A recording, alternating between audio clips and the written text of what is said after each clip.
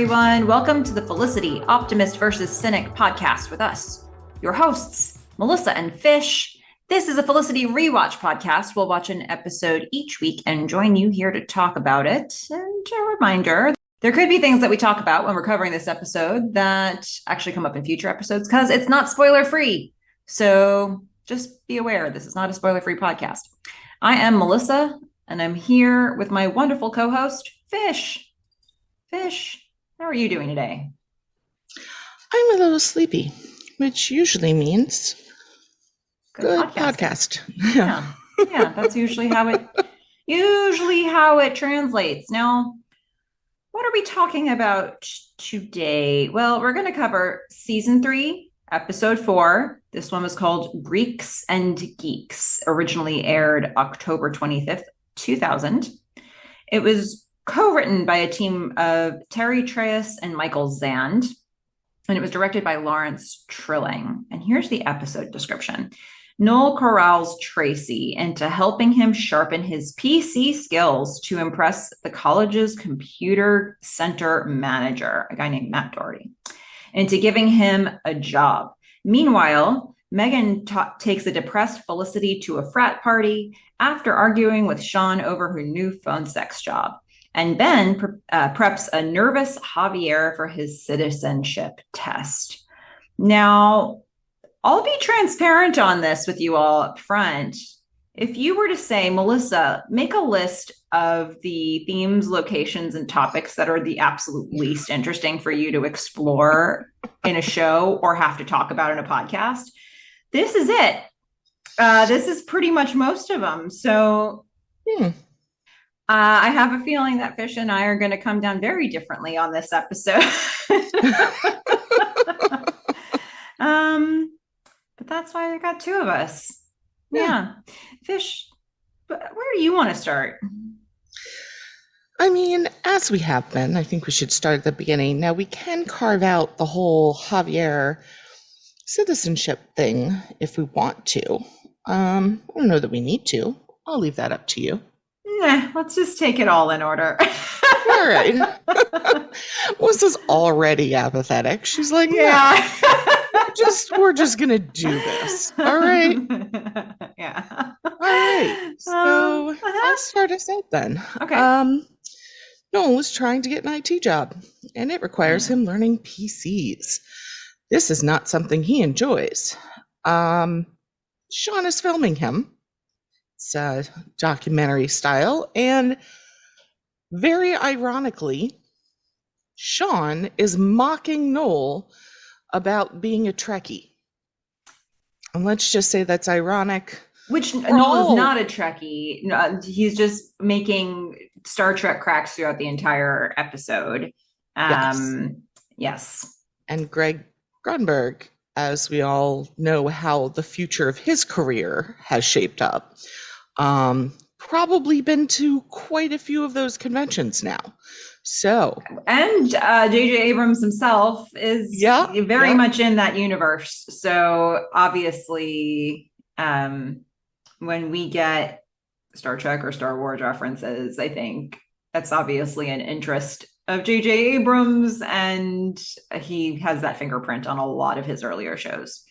Yeah, it was just a nice little ironic moment for us, given how his career has shaped up. I think they're really trying to show us here that Noel is the ways that Noel is trying to get back on track, and I think his journey with that is going to be bumpy. But in this one, he seems pretty focused, and he seems pretty on target with the goal of getting back on track. We'll see how long that lasts. Yeah, I mean, and I like what they've done with him in this episode, which is, all right, he still has this skill set. He's not sort of the same guy we met season 1, right? He's now been, Leonified and de-Leonified, but there's just a little more. I don't want to say he's cooler because he's not, but I don't know. It's confidence. Yeah, there's just something where it's like yeah, he's not a Trekkie, and he has more, interests, and he knows where the coolest clubs are that Meghan can't handle. Um, so they're bringing together like a number of things now in him. I also just want to point out throughout this episode, if you've watched it or you feel like watching it back, there are so many shiny jackets. So many. Like the one that Julie was wearing in the last episode. So Meghan just comes in at a tear wearing the shiniest of jackets and heads up. She's got something to do. But just before she comes in, the last thing that we see before she shows up on the scene is that Noel is now staying at the loft, Yes. and he's going to pay some rent to Sean, and he's assuring Sean that having a job like this will help him pay that rent. And Sean's like, just don't be like Ben, Yeah, And then he does a full on imitation of Ben, which is actually so good. it is. It I loved it. It was just a moment of like the rent, and he's just like scratching his head in a very Ben way, and Noel's laughing at. I actually wonder what was scripted there, because it feels like a moment where Scott Foley was really laughing at Greg Grunberg. So Yeah. I don't know. I wonder. I wonder if that was meant to be there or if it was improvised. But I think I read something where they just all started doing impressions of each other at yeah, one point, and I feel like this was just, either the start of that or it bled into the show it or was. This was good. This was yeah, good. spot on. And that's what Meghan walks in on. So she's gonna enter the scene and quickly exit it again Just because in time for Noel to say, "Oh, Natalie? Yeah, that chick went to Oktoberfest. Apparently we're never going to see her again.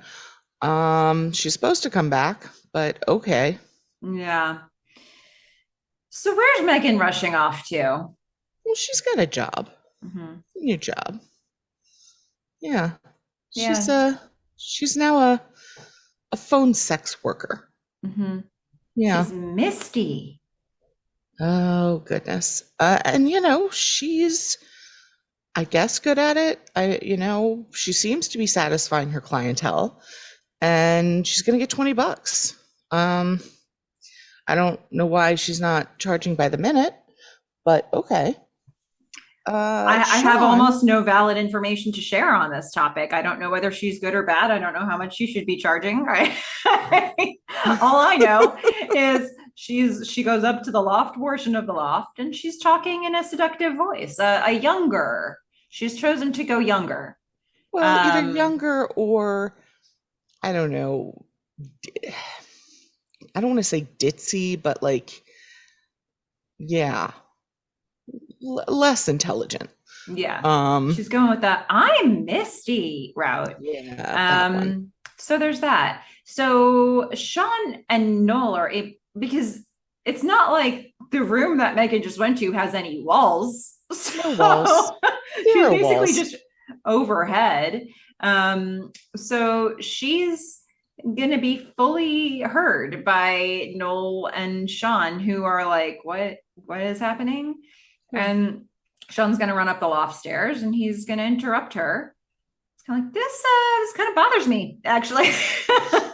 Yeah. What's What's going on here? What's this? yeah. This is new. And she sort of And keeps addressing him in the middle of trying to deal with this client, but it's obvious that she's talking to somebody else in the room. So the client becomes curious. Who are you talking to? She's like, my boyfriend, Patrick. mhm, yeah. And And so, Sean gets roped into this. yeah. Megan's like, yeah, he wants to talk to you. Um, so Sean, surprisingly, is like, okay, I'll talk to the guy. Uh, and I think he feels pretty satisfied in the end with what he has requested to do. Yeah, because Yeah. it sounds like the client wanted him to slap her butt, which he Yes. does. So give her a nice little spank, and he's like, you know what? Yeah, I'll do that. Bye, Megan. Yeah. Yeah, and he just sort of hangs up the phone on her, and it's the end of that call with that client. Okay. I mean, we're going here. This is going to be the thing they fight about for this episode, Yeah, right? So this is it. that's it. Um, and so, all right, we're going to switch location here. We're going to go to the lady's apartment, and Felicity is fully able to take Julie's room, but she has chosen to sleep on the couch. So we're getting her as she's sort of like getting up and, I don't know, remaking the couch. And we see that, Elena and Felicity have a conversation here. They both had trouble sleeping. They're both thinking about Julie. Felicity saying how Julie's goodbye seems so final. I like that they're showing us an impact. They didn't just like, have Julie go away and pretend she was never there. We're seeing the aftermath of that, and that it's obviously impacting the people who are living in this apartment. Yeah, fairly So, significantly. yeah, And even though Elena says, everything can't stop, and they're talking about school, Felicity in particular is really having trouble with this. she is, and she's going to go through a bit of a journey with that as well. But I actually, you know what? I'm just going to throw my note from an optimist in here because I maybe I'll just say it up front because although it may not feel like an optimistic thing to be addressing on this episode, I am glad that this show chooses to show impact. Like people aren't Teflon, like things happen. This is a really significant thing that happened, and they're not just waving it away and saying, let's just get back to the stories we wanted to tell. It's like this is the story you're telling. These people have now been left behind in a way, and they are going to deal with that. And they're mostly showing that through Felicity, but they're definitely showing that through some of the things Elena is saying and some of these conversations they're trying to have about what's been going on with Julie as a group are part of that. So I like that this show, and it has in the past as well. I mean, I think one of the complaints a lot of people have about Julie is that they didn't let stuff go for her character, but that's real. It's like you wouldn't just bounce back from all this stuff right away. And so I like that they showed this like sort of final goodbye from Julie at the close of the last episode, and it's the beginning of the questions for the rest of them. It's not their end; it's their beginning of confusion and like grief. So yeah, I appreciate that they were willing to go there here.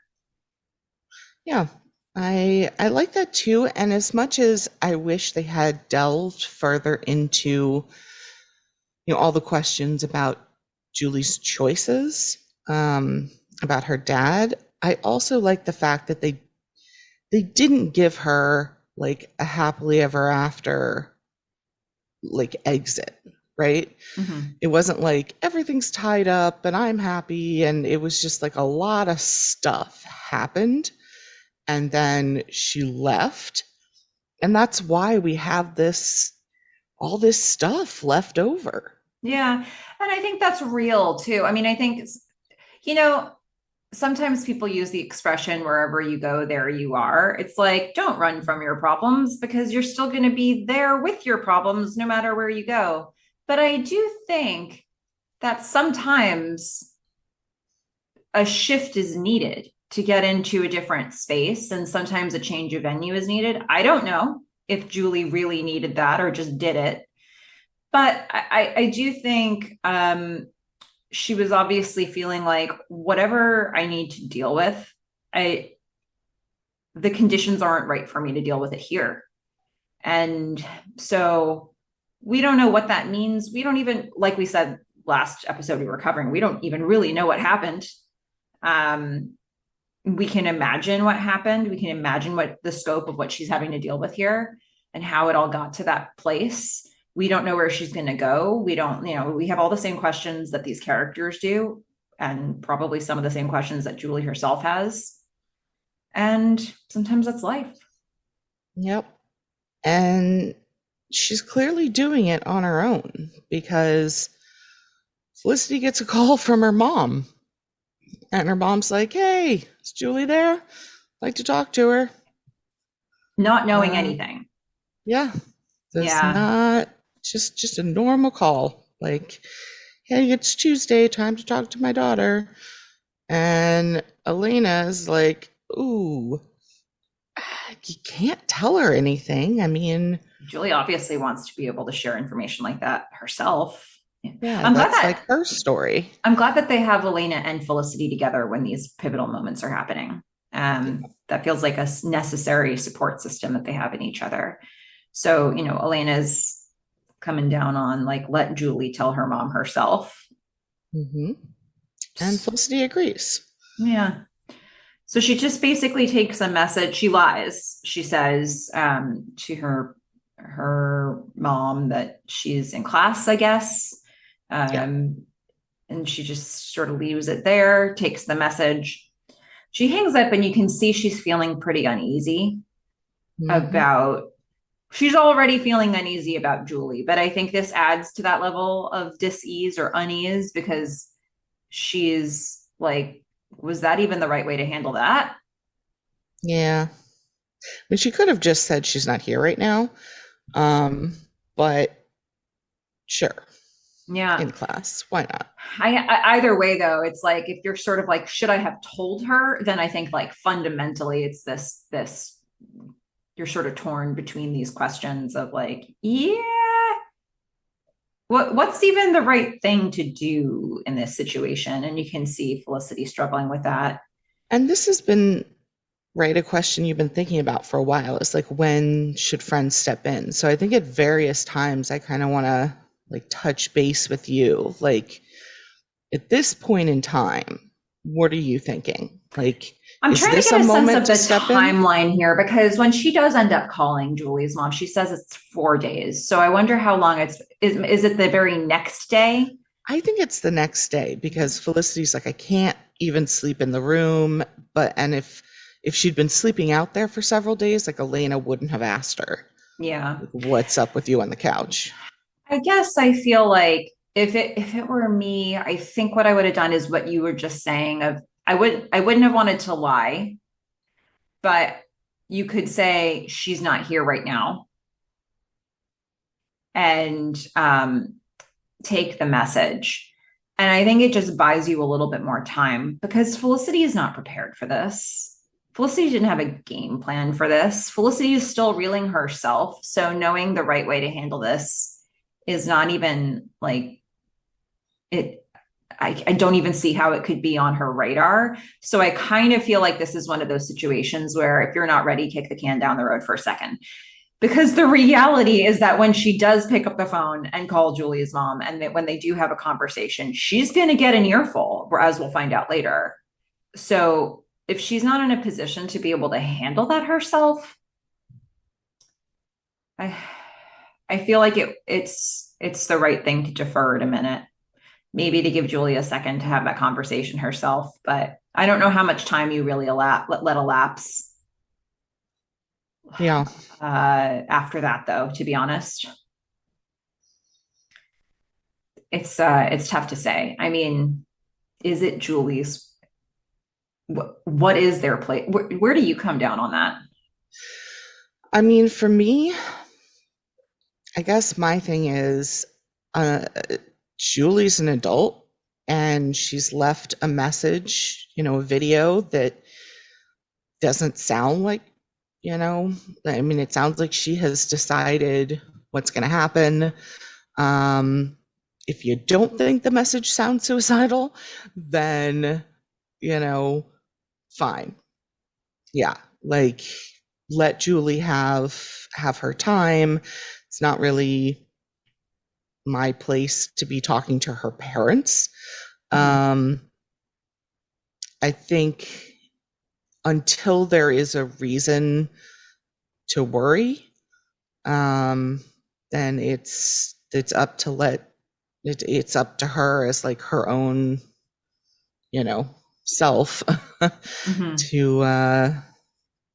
to kind of take care of things. Yeah, we'll keep addressing this question as we go through this episode, I think, because there's going to be a bunch of different decision points.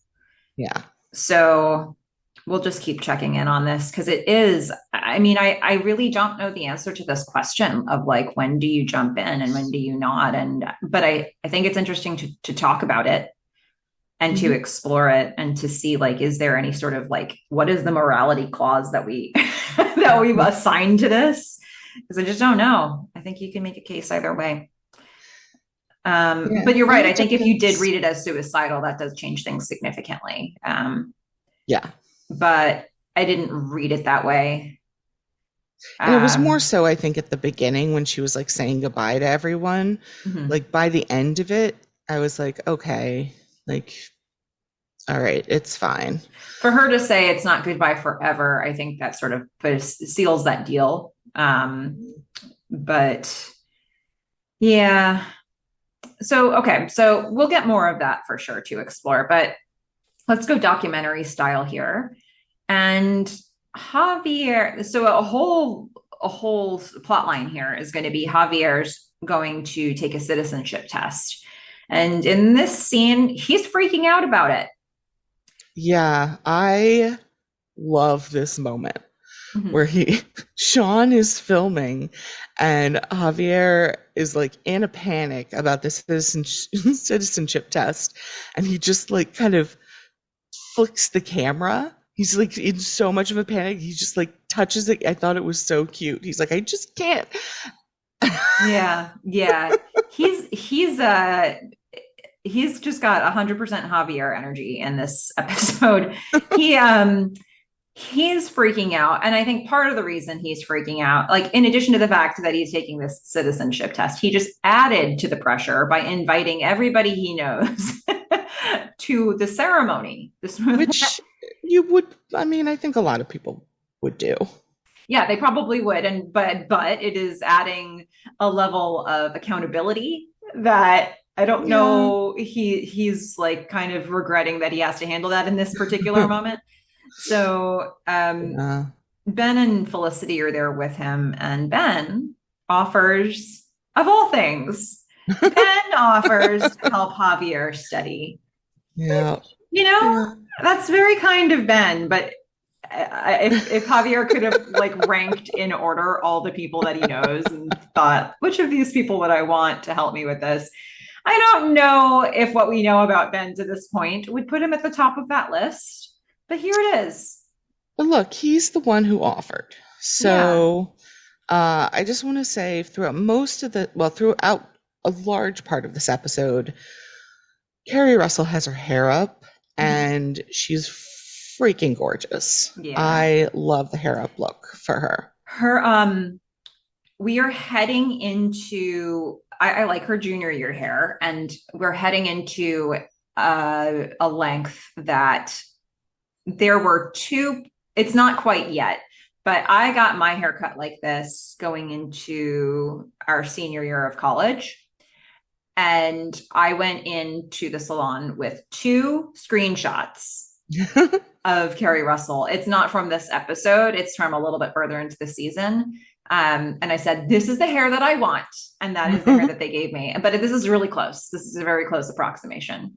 I Nice. always thought this was really beautiful on her. Yeah. No, it's very beautiful. I love it. I was a little confused here because, all right, so Ben offers to help, and Javier kind of is a little iffy on that, and he's like, "Oh, but you have to." I don't know if Does he said like take care of your father or like Yeah, didn't he his I dad think fly back yeah, home? yeah. I think well, I'm not sure whether this was Javier.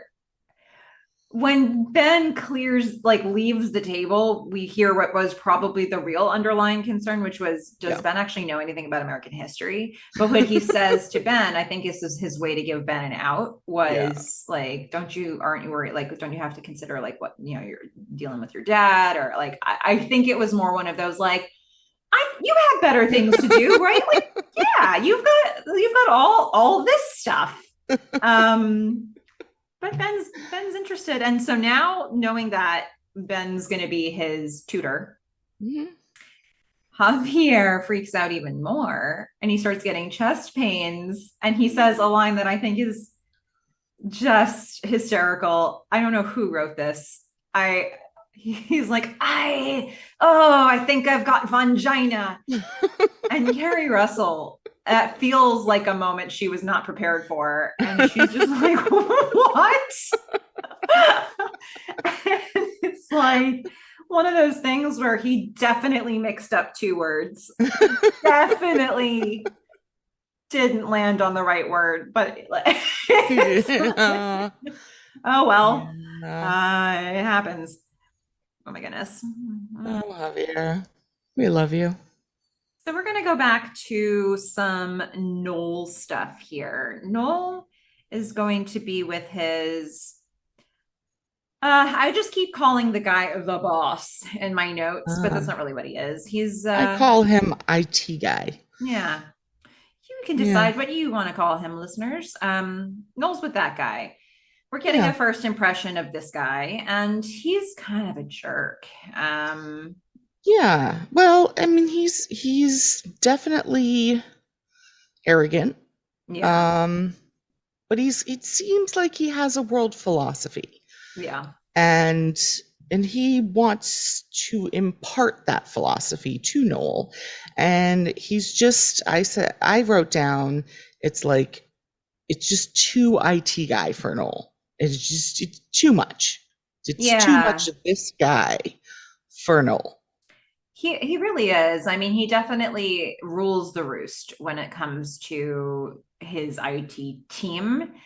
He feels obligated and proud that he's going to have to put Noel through his paces. He has very specific ways and language that he talks about computers and PCs versus Macs. And Yeah. Macs are the guys, mhm. PCs are the women.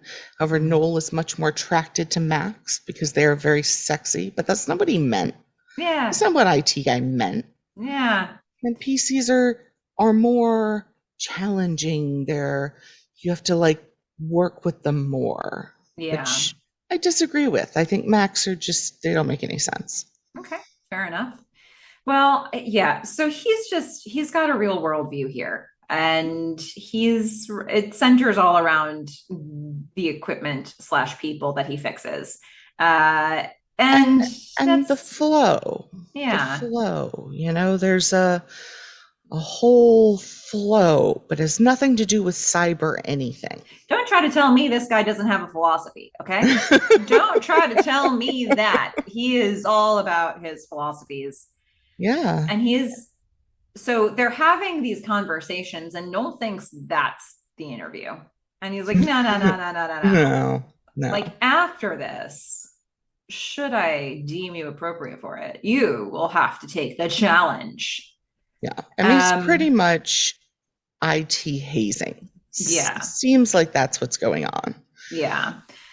So he's kind of just introducing this to Noel, and then he tries to do the Star Trek hand Well, signal.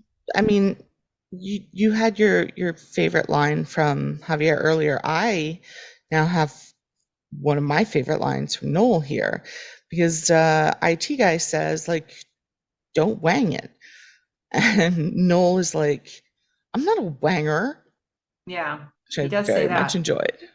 which I've later learned in life that in some countries that's just slang for penis. So Really, you the didn't word know that, wang, huh? I didn't know Did that. not know that. No, Okay. I didn't know that. And Well, so all right. I went through life for some amount of time thinking that Saying this this. was the connotation of that word and was at one Oh, point in my life corrected. yeah. So there's that. Yeah, there's a Yes, lot of words for penis. that's one of them. That's one of them. We'll get another one later. Yeah. But Um, but yes, we do get the Star Trek hand symbol after and that. so Noel does it.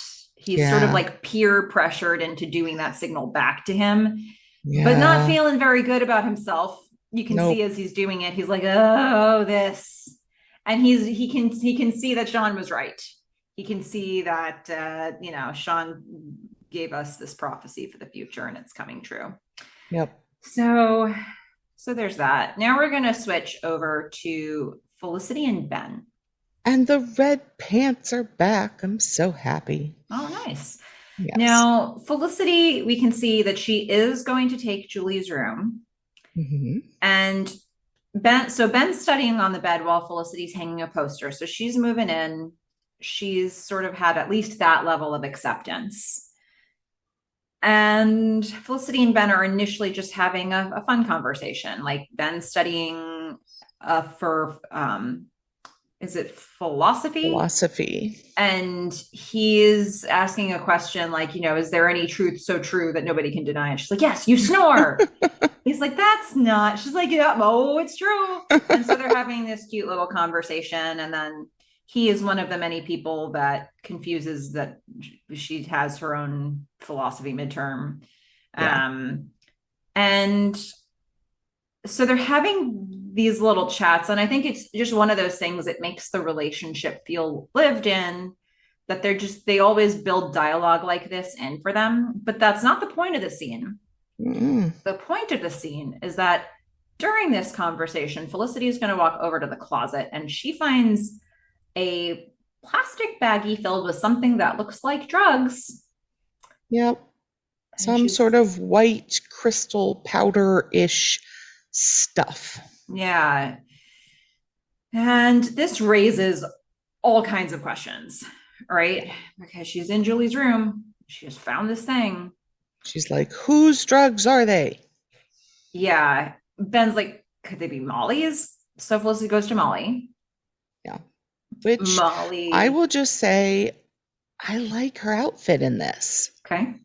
I mean, throughout this whole thing, Molly is starting to grow on me, Oh, okay. which really bothers me. But yeah, I'm just, I, I'm gonna put it out there. I think she's the drug addict, but she's growing on me. I don't know. Okay. Yeah, All right. So Molly takes a look at the bag and she kind of inspects it and she's like, well, it kind of looks looks like like crystal meth. meth. Yeah, And it's then like, Felicity's like, what? And she's like, well, did you say it was her brother? yeah, She's like, my brother, he was addicted to the stuff and it was not good. Um, Felicity's like, okay, so it's not yours. Molly says, no, it's not mine. Elena comes in. yeah. She's like, honestly, it could be anybody's. Like, it could have just been in the closet. Like maybe Did it she just say that or did Ben say that? Ben came in and said, well, I was just thinking that this could actually explain some of Julie's behavior because she's been Ah, so erratic and like up and down and um yeah. I don't think Julie was on drugs. okay. So they're exploring the question. It's added a new element for consideration to Julia's quandary. And so that's what we're going to get with that. And then we're going to switch over to documentary style. Yep. Sean's got some questions for Meghan. Mm-hmm. Yeah. It's like, what what you doing? What's your new What's your job? new job? Yeah. She's like, well, She I'm explains it in like the why to become a phone sex operator pamphlet, like yeah, like the for the brochure. yeah, for those who are considering a job in this line of work, here's why you should do it brochure. Yeah, but Um, like we also have a corporate social responsibility statement, you know? mhm. It's not just about the money. Um, it's you provide a service for the community. Yeah. Um, and Sean, that's not really what he's asking. He He wants to get down to it. It's like, do you get turned on? Right. You know, when you're providing this service for the community, And does the community turn you on? and Meghan is going to be a little too honest initially, and she's like, oh, a little. Yeah. And he's like, Kinda. what? And she's like, no, I meant no. I'm like, I was just kidding. But she said the honest truth, and the initial Yeah. answer is the thing. And he knows it too. Uh-huh. So yeah, he asked a question he didn't want the answer to, guys. What have we learned? Yeah, don't ask questions if you don't want especially the answer. especially if you know that Meghan is an honest person and will say what's on her mind. Right. Like if you're going to talk to Elena, or if you're going to talk to Meghan and you're going to ask them a question, they're going to give you their answer. And so, Yep. like, Yeah. maybe think about that, you know? But I feel like Sean doesn't he doesn't realize that. Like he's a little insecure Yeah. and he just, he wanted some security. He wanted to hear her say no. But you know what? Look, maybe she turns herself on. I mean, there's nothing wrong with that. Like she doesn't it doesn't have to be the other person that does it. Yeah. Yeah. Yeah. Oh my goodness. Maybe Misty turns her on. Maybe that's the thing. Yeah. Mhm. So, okay, fight continues. All right. Yep. It's escalating now. Yes. And then something else that's escalating. These next two scenes are rough. They're rough, but Elena, she is back with the great outfits. We are Okay. we are loving it. I'm just going to continue to talk about people's outfits because this episode was heavy on the good job dressing people. Okay. I'm glad to hear that. Yeah. So, all right. Felicity can't stop thinking about Julie. Elena can't stop thinking about Julie. They both can't stop thinking about Julie. And they're talking about, like the schoolwork they're supposed to be doing, the exams they're supposed to be taking, but it's like, well, this is what's really on our mind. And so Felicity picks up the phone and she decides to call Julie's mom, her adopted mom. And So, Elena's on board, you know. She's yeah. first she's like, "Wait, are you calling her?" And then they both come together and they're like, "Okay, we're both thinking this is a good idea. Let's do it." And Elena clarifies, like, are you going to tell her about the drugs? And Felicity says, Mm, well, no, no, but I think she should know that Julie's not here. well, Um, so they at least come to that conclusion. And we see only part of this. So we see Felicity call Julia's mom, deliver the news, and then a fair amount of time passes where Felicity says nothing, and Elena's like, "What's going on?" And Felicity just covers the receiver and says, "She's crying." yeah. Um, So let's check in. What do you think? Is this appropriate? okay, so we're gonna find out in the next scene that this is 4 days since Julie left, Yeah. or since they got the tape. Um, the thing is, Felicity is really worried about Julie.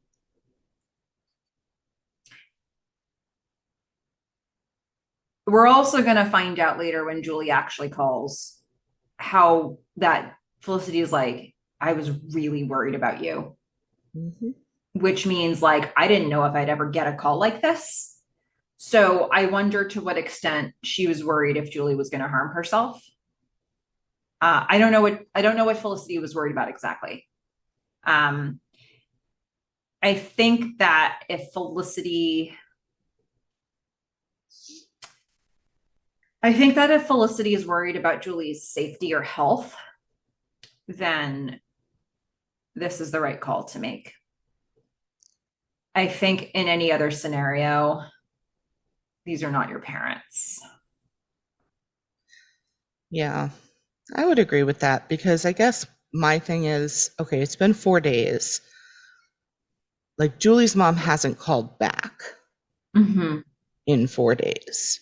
So either she's talked to Julie or she's fine with not talking to her for like 4 or 5 days or however long it's been, right? Mm-hmm. And that's the pattern. But I agree. If she is worried, if she's seriously worried that she's, gonna harm herself, she's got to tell somebody. I do think they've gone like way overboard on the drugs. Like, Hmm. I don't know. I mean, just like finding some drugs and assuming that Julie's doing them, I think that's probably not okay. Yeah. Um, but Although that's not something that Felicity brings into the conversation with the mom, as far as we know. no, but it's the reason that she's calling to at least let her mom know that she dropped out. Yeah. It was like only after the drugs were found, and then she's like, "Oh no, like I better tell her mom that something's up." Yeah.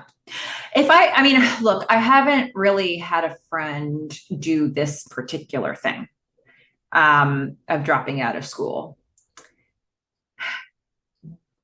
I don't have a relationship with my friends' moms. Yeah, So I feel like if I had a concern for them, I would be bringing it to them. Now, that's perhaps a lot easier to do in this day and age when we have cell phones. right. And at that time, Julie probably didn't have a cell phone. Hmm. So if she leaves, you don't know how to reach her ever, ever. Like she's gone off the planet as far as you're concerned. The only way you can connect with Julie is if she calls you because she knows your number. And so it's like at this time, I have to sort of put myself, I have to sort of put myself back in this time period because Julie leaves. She creates all these questions and this concern around her, and then is unreachable and doesn't contact them for 4 days. So while that doesn't seem like a long time in the grand scheme of things, it would probably be a really long time to sit with this if you're them. But imagine this though, because as much as I like have a cell phone, I don't like being tethered to it. And Mm-hmm. so I don't know, there are just times where like fine, people including my mother will call or text and I just don't get back to them for like 2 or 3 days. Mm-hmm. And it freaks them out. Mm-hmm. And I'm like, what if Julie took off and just didn't respond on her cell phone? I feel like they would be way more panicked way sooner Mm-hmm. if she like didn't respond. Yeah. Like 4 days would be, I don't know, a million years in today's world. Whereas I'm still on the side of like, I just said goodbye. I don't want to pick up the phone and talk to you. I said I'm fine. Mm-hmm. Like, leave me alone. Like, Yeah. I kept telling you I didn't want to talk about this, and you guys basically forced it out of me. Now I'm leaving because I don't want to talk to you. Like, Yeah. back the fuck up. Yeah.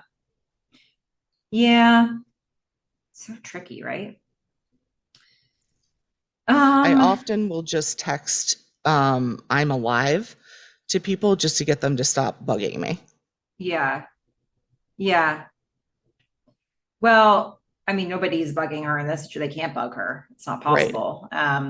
But that comes with a price tag, you know? Yeah. Like, price tag is they don't know if she's okay. And they have some amount of reason to wonder if she's okay. And yeah, boy, this is tricky. Yeah. I So don't know. I feel let's, like a lot of people are really getting way too deep into like other people's stuff. yeah, maybe. I mean, okay, so, but then the thing is, like, next scene, Ben's at the loft playing PlayStation, a game that sounds a hell of a lot like Crash. Uh, PlayStation 2. Come PlayStation on 2. now. I have no idea what the difference is. The game sounds like the sound effects they used for the game of Crash in season two. It is also um, a gaming console system. Okay. Yes. Not that I So, ever had one because we weren't allowed to. okay. So Felicity is going to show up at the loft now. It was just going to be a Ben Felicity scene. Felicity joins him on the couch and she is looking just beaten down. And so once again, Ben thinks she's at a final she wasn't at. she corrects him, and she's like, it was okay. I don't know. It was fine.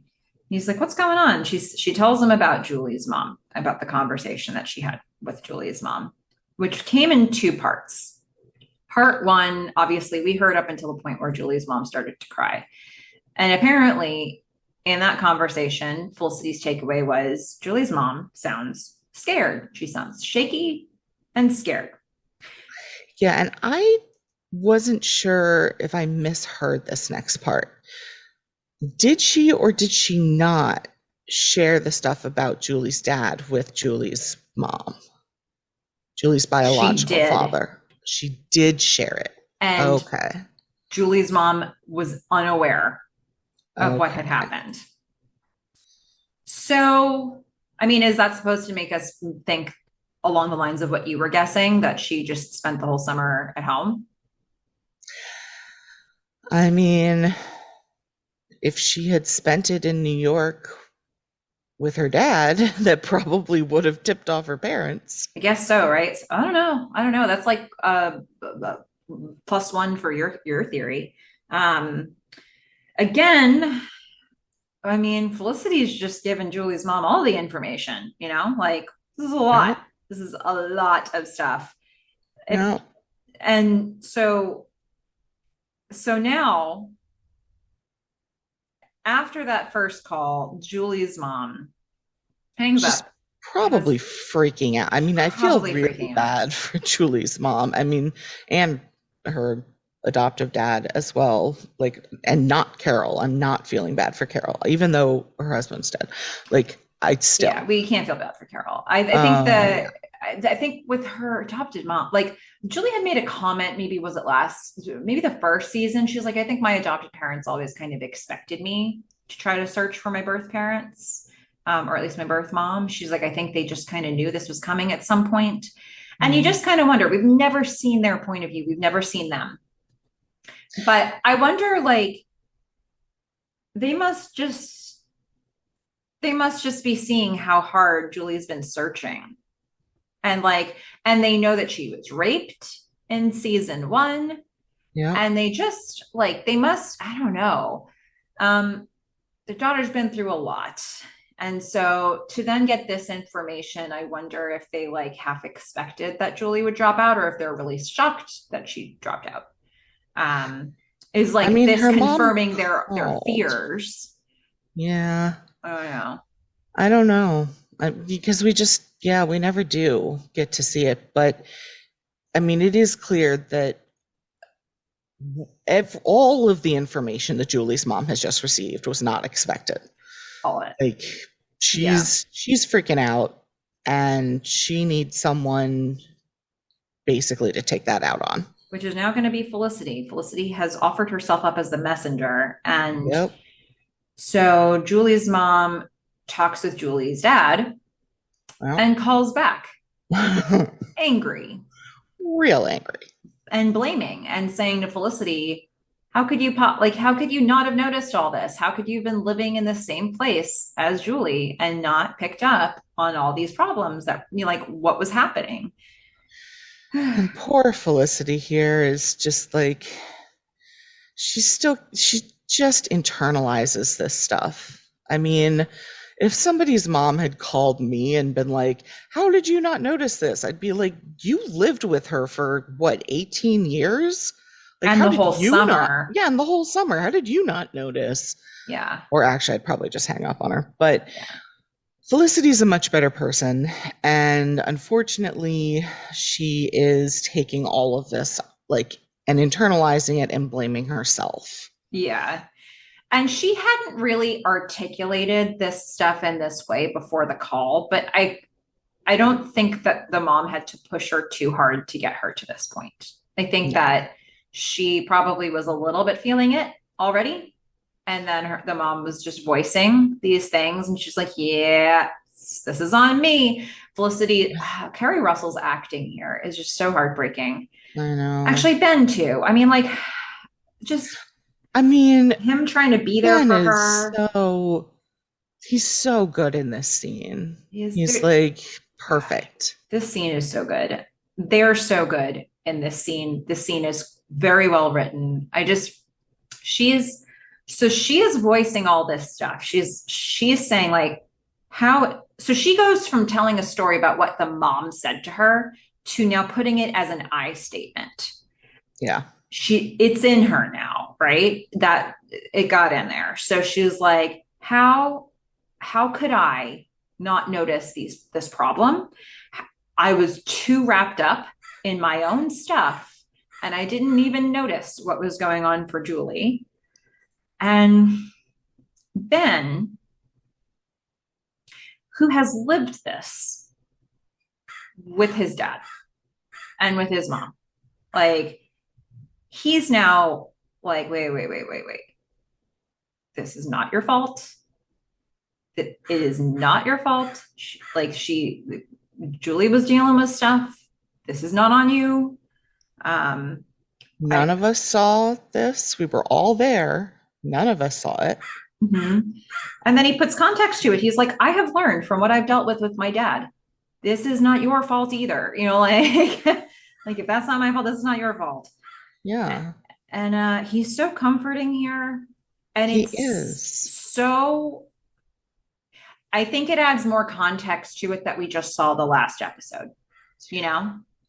Yeah, I have a very hard time reconciling this Ben with last episode's Ben.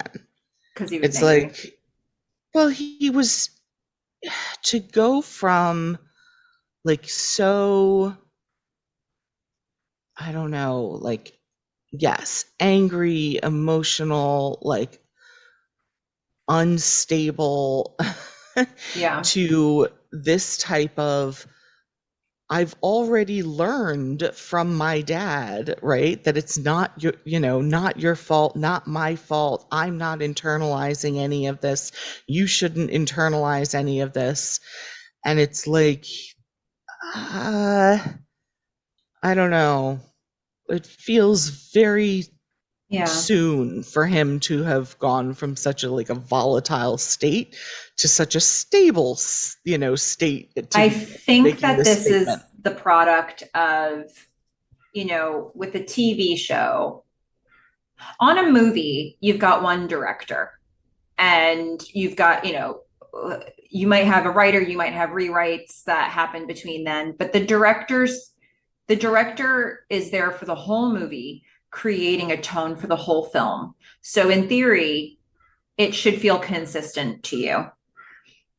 On a show like this, on any show, they've got a showrunner, but then every episode is going to have a different head writing team, like different people. As a group, the writers are probably breaking the story together, but then they assign the episodes to specific writers, or in this case, two writers, one of whose names I don't really feel like we've seen much. And then the directors are different for every episode. And you'll see people show up as doing like multiple episodes in a season. But I think that one of the things we're experiencing here is that different directors or different writers might be bringing a different flavor. And there's nobody that like really coordinates the whole thing perfectly. Like the showrunner's there, but how much oversight do they really have over this? So I wonder if some of like the stuff that we're feeling with Ben, um, the inconsistency of it is simply a product of different people who are at the helm for each episode might add a different flavor. Yeah, maybe. I don't know. I don't because in the whole Noel or Ben of it all, right? All last episode, I was just like, oof, not Ben. And then you get a scene like this, and it's like, oh, Ben, Yeah. right? Yeah. I don't know. It's just so different. It really is. And I'm just trying to look back at season one if I can remember. I don't know if I'm going to be able to remember what episode the was it. No, I think it was in the second half of the Julie and Zach storyline that we saw Ben talking to Julie, right? Yes, I think so. I'm Yeah. gonna do a little searching on my side and see if I can. If I feel like it was the one where I rated it in party animals. Nope, none of these people were involved in that one. Okay, so nothing. There's nothing. There's no tie between those two, but this feels like the Ben that talked to Julie. Yeah. And Um, I also feel like there's kind of those, like him laying on the bed and talking about philosophy is a little bit of the same vibe as when he was on the bed with Julie talking about poetry. mhm, Like I feel like there were some, if not direct callbacks, like at least similar vibes there. yeah, It's just such a different Ben. I mean, uh, he's like with Javier and he's being so sweet and he's like being inspired and he's smiling. And the whole last episode, I just thought he was going to like crack everybody over the head. yeah. Well, I guess it's a Rorschach test. You have to decide what you think Ben is. Well, I mean, between these two episodes, I Hard guess I to. have to go with unstable because you can be unstable and then stable, but that Mhm. still makes you unstable, Yeah, right? that's true. That's very So true. I Well, and love the and I next think scene. that's going to be something that he's going to get back to real quick. So Yeah, I support your take on that. Now, okay, let's go back to documentary style. I love this scene. I'm Okay. in love with this scene. So Noel is prepping for the challenge. And Tracy is No, no, no, wait, wait, this no, no, is with no. This Sean. is just with Sean. The only Yeah, thing I wrote in my notes here is let the Wookiee win. What yeah. happened here? Because there was something that you liked. I loved it. And I made you rewind it so that I could watch it again. Okay. So Sean is filming Noel. I have no idea what they're talking about. I don't care. There is a guy behind them trying to get a gumball out of the gumball machine, and it Mhm. won't give him the gumball. And so he starts attacking the machine. He's like kneeing it and like fighting with it, and it's awesome. So, Okay. like, ignore everything else that happens and just watch the guy with the Not much gumball else machine. happened. I was like, why are you rewinding this? I know, Um, loved it. He was great. okay. Well, there you have it. That's that scene. Fantastic. I'm gonna Okay, give an we're gonna. award to the guy fighting the gumball machine Oh, as like best gumball machine fight in wow. Felicity. That is high Winner. praise. Okay, I love it. So let's go back to non-documentary. Tracy's back, Yay! and he's going to be helping Noel He to, looks so cute. yeah, Noel needs help. So Noel needs to study, and he needs some more experience with PCs here. So Tracy's job is to screw up a computer for Noel so that Noel can fix it. Yep. And Tracy's just not thinking big enough. Tracy thinks he's messed it up, and Noel's like, no, try harder next time. This is too Yeah. easy. He's like, I can fix anything. I'm a genius. Yeah. Yeah. It's a little trick I learned. It's called being a genius. I like that. So Tracy's now tasked with breaking it even worse. And while he's doing that, Noel's just caressing a different computer and told Tracy's like, no, no, no, no, just got that one. It's my Porsche. Don't touch it. Elena's been using it. She's She's writing a writing paper her on it. midterm on it, Yeah. and she will kill you. Yeah, it's due tomorrow. Don't touch. Yeah. And so Tracy screws up the original computer that they were working on, and now Noel has to fix it. Yeah. And the original computer is Tracy's old broken laptop. So he's Yeah. just messing around with that. Yeah. And we get to learn, we get our second reference to penis here. Noel calls his boss a real peen. Okay. Yep. All That's right. short for penis. Well, there you have it. Yep. So, all right, we're going to go back to the documentary style again. And Javier and Ben are heading to the library. It's a walk and talk. They're studying while they're walking to the library. And Javier is wearing an amazing coat. Loving the fashion from this. Okay. And they're going to pass by a table with a woman wearing another shiny jacket. Wow. Yes, so Shiny jackets for shiny. everybody. You get a shiny jacket. You Everywhere. get a shiny. Okay. and she wants to So know if Javier's gonna vote. and he tells her his story briefly. He's like, well, I can't yet, but I'm working on the citizenship test and soon. Yeah. She's like, good luck on your test. Then she turns to Ben. Hey, other guy, are you gonna vote? And Ben, I feel like this is a very Ben response. Mm-hmm. Ben is like, no. And he's like, I don't want to talk about it. And Javier's like, what? He's like, look, politicians are crap. It doesn't matter who's going to be president, like, whatever. And then Javier calls him a pineapple head, which I Yeah. love. He chews him Also, out just there on the street. He's just yeah, like, screw you and your whole theme. I know. How dare you? Also, the other thing I absolutely love is this is documentary style. And the shiny jacket lady does not offer Sean uh, any any registration material to vote. Mhm. She's like, this guy shouldn't be in our political process. Okay, Yeah, fair enough. yeah. Okay, so there's that. Now there's tension in this relationship. Mhm. We are now going to, oh man. So we're going to head to some more non-documentary stuff. Felicity is in her French class and she has to take her exam, but it's an oral exam. She has to get up in front of the whole class and she has to talk. It looks like a book report. Yeah, she has to do a book report in French, and she's just like, well, it's a book about a woman who's an individual, and I'm not prepared. Yeah. She just freezes up, not because she's nervous, but because really the only thing she's thinking about She's right not now is prepared. Julie.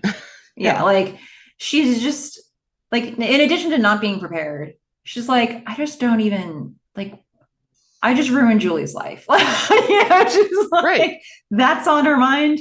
This French exam is not. So, and then she just sits back down on her chair and we just linger on her face, and it's just heartbreaking. Yep. She's just Next person tanking. gets up and probably does just fine. And hopefully the professor won't be a hard ass and will let her do her report later. I don't know. I mean, I don't even know if she's got the wherewithal to ask. It's like, I don't know. It didn't seem like they were going alphabetically. Yeah. Yeah. So, So, okay. Now, Meghan, we're gonna enter the next scene. Meghan is on the phone. And at first, it doesn't feel like any particular kind of call. It doesn't, she's just on the phone. And then yeah, Sean jumps in, we starts, know. We know yeah. what's happening. But Sean doesn't. And he walks up to her and he's starting to talk about his documentary. And she's like, and then she just like starts going into phone sex speak. But also, she's on the phone. Like, regardless of who she's talking to, should you really be trying to have a conversation with her? The answer to that is no. Right. Yeah. Um, So, yeah. but it doesn't help that she then begins to have like an orgasm. Yeah. Love her hair, great shirt, cards, love them. She's just got like a deck of cards or a Mm-hmm. hand of cards on her shirt. She's Okay. she's doing it. Love it. Um, but Sean's not. Sean's not. He's not loving it. Yeah. He's going No. to hang up that phone for her. Yeah. She's like, what the actual? He says, stop it. You're cheating on me. Yeah. I'm just like, what? He's like, every time you're taking one of these calls, it's a mini fling with these other people, and I just can't with you anymore. Hmm. She's She, like, I've got a note for you. I'm not, Miss Librarian. I'm not like those other girls you have dated. Sean's hurt at this point. He wants to lash out. He's like, you're right. yeah, You're not like Chloe. Chloe could read, and yeah, storms out of the apartment. yeah. I'd like to take your temperature on this. Is she cheating on him? If he thinks she is, that's a yes. He just articulated it, right? If he says, sorry, this doesn't work for me, then either they need to not be dating anymore because she's going to keep doing it and he's not going to be okay with it, or they need to find a way to make this feel consensual on his side too. Yeah. Like I don't I get that they're at a bit of an impasse in this scene. And if she wants to keep doing it, by all means, go ahead. That doesn't mean you should be dating Sean. You know, it's like if it's not okay with him, it's just not okay. So it's like, how do we get to a place where we have some sort of consensus? Like wherever that landing point is, I think it's good that he's articulating it. Yeah. And she's, you know, they just have to make a decision, both of them separately of each other. Well, and it kind of comes full circle towards the end, which we'll talk about, where he's like, "Don't you dare quit because of me." And she's like, "I don't care. I'm quitting." Yeah. So it's, I don't know. Yeah. It's an interesting relationship. This is what they're fighting about this week. Yeah. So the in the middle of this, Felicity comes home from her French exam, I guess, and she's just looking dazed. She registers that this fight was happening and just like, I'm just going to my room. And she just walks into her room. And you can see Meghan, she clocks that. She's fresh off of a fight, so she's a little heated, but she's also clocking like, now that was bleak. That way that Felicity just walked in and then just walked straight to her room. Well, she said, "Hey." She was Yeah. like, "Hey." Meghan was like, "Hey." And then she just walks off. Yeah. So there's that. And then we're going to go back to documentary style. And Javier, this is just one of those scenes. So Javier is feeling pretty confident about his test now. But we're going to interrupt this interview because Sean's going to get a call. Yeah, now the sex company somehow has the number for Blumberg Productions. Yeah, so Sean gets a call, which he immediately understands is one of these calls that Meghan's been getting. And Javier's like, give me the phone. And he pretends, he takes on the alter ego of Amber. And he puts on this Amber-esque voice and he's starting to do this call. And then he's like, I think wait, don't. Because first, Amber, I love this part, starts describing herself. And she's a luscious blonde and he's twirling Ben's hair as he says it. And Ben just looking at the camera with this, just like, oh my God. I love it. And then, so at some point when Javier's hearing the customer talk, he's like, I think this is my old roommate, to everybody but this guy on the phone. Old roommate.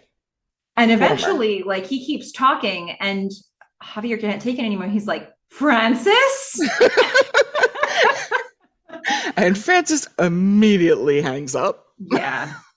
Which might be validation that is in fact Francis. Who's to say?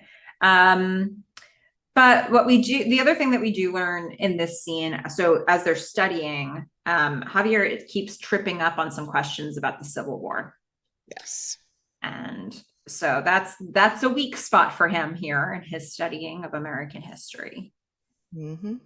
As it would be for me. And look, I don't think 95% of like natural born Americans could pass this test. I agree with you on that. And I will say that in like my elementary school, middle school, and high school years, we kept covering the same periods of American history over and over again and leaving out some other very important ones that were more recent. And the stuff that we kept covering, I couldn't answer a single question for you about it. Yeah. Like I absolutely did not know the year that the Civil War started or how many states broke away.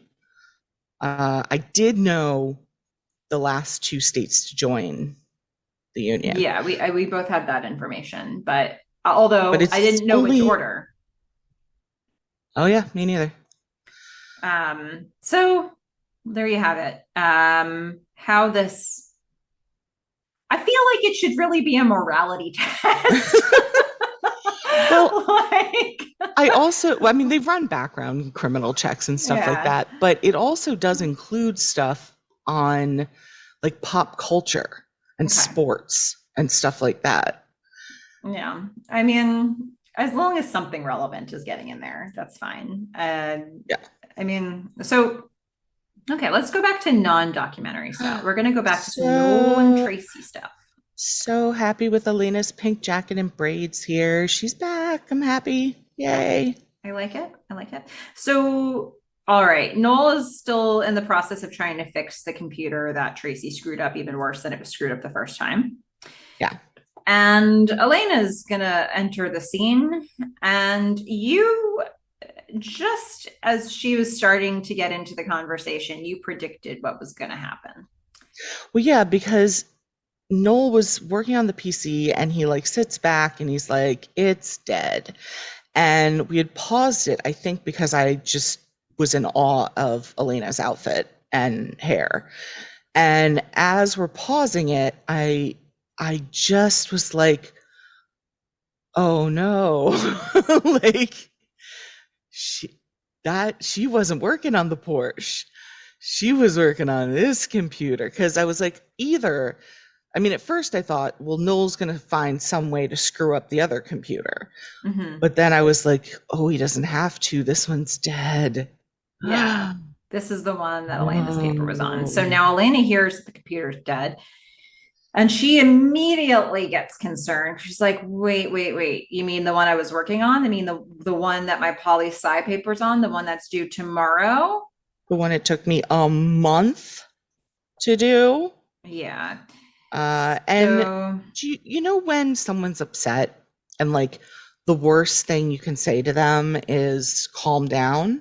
mhm, This is the IT version of that, right? mhm. Elena's like, oh my God, it's gone. And Noel turns to her and says, what, you didn't back it up? She's like, no, Yeah. I didn't back it up. Would I be freaking out like this if I backed it up? And here's the thing. Uh I don't feel like I've heard anybody have this concern since college. But when we were in college, Yeah. and, granted, at that time, technology was changing really quickly. The internet was becoming a thing more and more rapidly. Like we were using it more. People were starting to have their own laptops at Mhm. school. And I had many friends who would be writing a paper on a laptop and it would get like the black screen of death or the blue screen of death and they'd lose their Yep. paper. And Yep. there was like it wasn't saved to the cloud.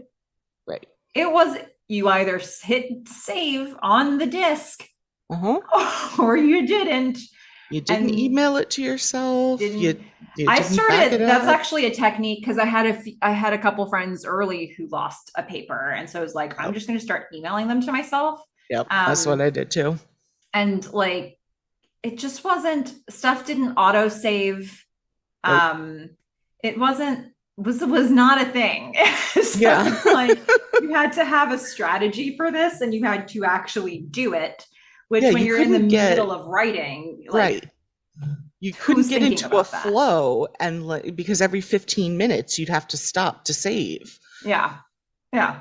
So this was a real thing. Like it sounds so stupid now. It actually sounds irrelevant now because you don't really think about backing up your work as much as you used to. But Well, I whew, permanently save stuff. I mean, like I only save stuff to the cloud. I don't yeah. have anything actually on my computer. I mean, I Yeah. have it synced to my computer, Yeah. but it's all just in the cloud. Yeah. So, So like, times have changed here, but I yeah, think those of us who were using computers at this time, we kind of, this was real. This was a yeah. struggle. We also had to walk to school every day in the snow, uphill, both ways. It was tough. It Yeah, was that's the tough for thing. us. That's the deal. Life was just, it was almost impossible. I mean, hey, still better than having to do it all on a typewriter, right? I Uh, mean, or write it out with a pencil and then like lose it or smudge it or yeah, spill something on it. all that. So, um, now Megan is going to join this scene just to pull Elena away. She's like, "Can I Yeah. talk to you for a Can I sec? talk to you for a sec? Yeah, that's right. Now everybody's decided to use that phrase. Yeah, yeah. But when Meghan uses it here, it's not because Elena's like needs to be chewed out. Every No. time Felicity uses it, it's like you've done something really bad. um, in this case, though, Meghan is pulling Elena into a powwow between Meghan, Elena, and Molly. And I Yep. really What feel like the, like, why is Molly everywhere now? she lives with them. She Yeah, has to be but everywhere. I mean, it's a large apartment. If you want to talk to Elena, like, go in Elena's room or your room. Why not involve Molly? Like, But what's why her? involve her? Like, she's just, I don't know. I It, like, feel to like say, like, I'm worried, like, deeply worried about someone we've known for years, yeah, but and Molly's to, also living here and may have valid information to bring to the table. I think I see no reason why I should be critical of the fact that they're involving Molly. I have no reason to believe Molly's been an ominous presence I in the feel like if apartment. I were Felicity, I would feel like, WTF, why are you talking about me to this stranger? But it's going to be a problem if Molly stays a stranger. It's going to be a really, really big Fine, but problem this if is Molly. not the moment. Like, this is not the, like, they're legit worried about Felicity. Like, this is not a time to, like, bring the new girl who's wearing a feather on her head. But this is the time that she's become the new roommate. Like the first thing that she experienced was Julie leaving. But And she stayed away from that, correctly, I believe. at a certain point, you can't just like, if every single other human in the apartment has this whole life and world and they're leaving you out of it, that's going to be problematic. I Um, just don't think, if I don't know. I We'll have think to that agree to if, disagree on this one. yeah, I think that if Molly were if they had bad vibes from Molly, that would be one thing. But Molly's integrating, and I think it's okay that she's integrating. And I think if they talked about Felicity and they were worried about her and they decided to go out, it is perfectly fine to invite Molly to come out with them. mhm. But to bring her in from the start to say, like, I'm worried about Felicity for, like, all of these important reasons. But at the end of this episode, the only person who's actually comforting Felicity is Molly. But Molly also like completely abandons her. She does. That was super sketchy. Everybody Yeah. just abandons Felicity at this party. Yeah. Not on board with that. I'm not on board with anything that happened around that frat Yeah. party. Not a Not single okay. thing. No. I don't even want to talk Nothing about the was frat good. party. But we have to. I Um know. I do I I all right. feel like Molly's developing something with Felicity here. I think that maybe the last episode, she had that sort of comforting moment with Felicity around my mom saw you and Ben fighting on the street. And like that Yeah, was which I a did not like. comfort to Felicity in that moment, even though it wasn't really coming from exactly her. But That was nutmeg magic.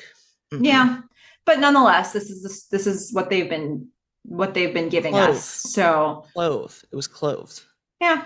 But anyway, we've seen more than one moment where Molly has comforted Felicity. So I want, maybe there's been more of that happening that we just haven't seen.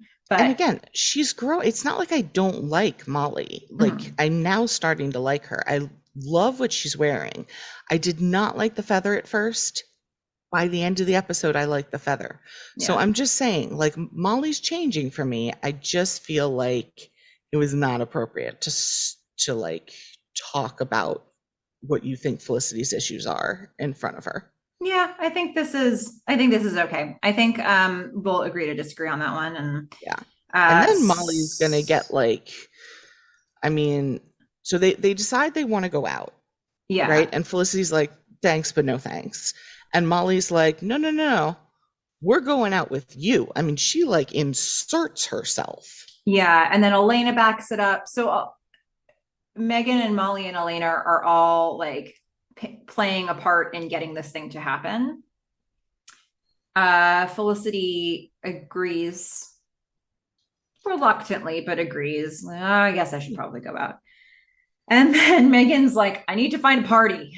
I need to find a I party need right to now. find the best party. Step I need to one, find go to Noel. no, She's like, go to Leon. yeah, she's like, tell me when you were Leon, tell me where you Yeah. partied. And Where was he's, did she say? Like, not where was the most intense, but it was like basically where was the most intense place you partied? he's like, And nope, not telling you. And she's like, it's tell like me where you you can't partied. handle it. You Yeah. can't handle where I partied. She's like, Megan fine. probably could, but I'm sure Felicity couldn't. So, But he didn't know. He didn't know who was going. He was saying this to Meghan. yeah, yeah. So now Megan's desperately goes to her next door neighbors or some neighbors, and they're they look like frat boys themselves, and they recommend a frat party. Yeah, surprise, surprise.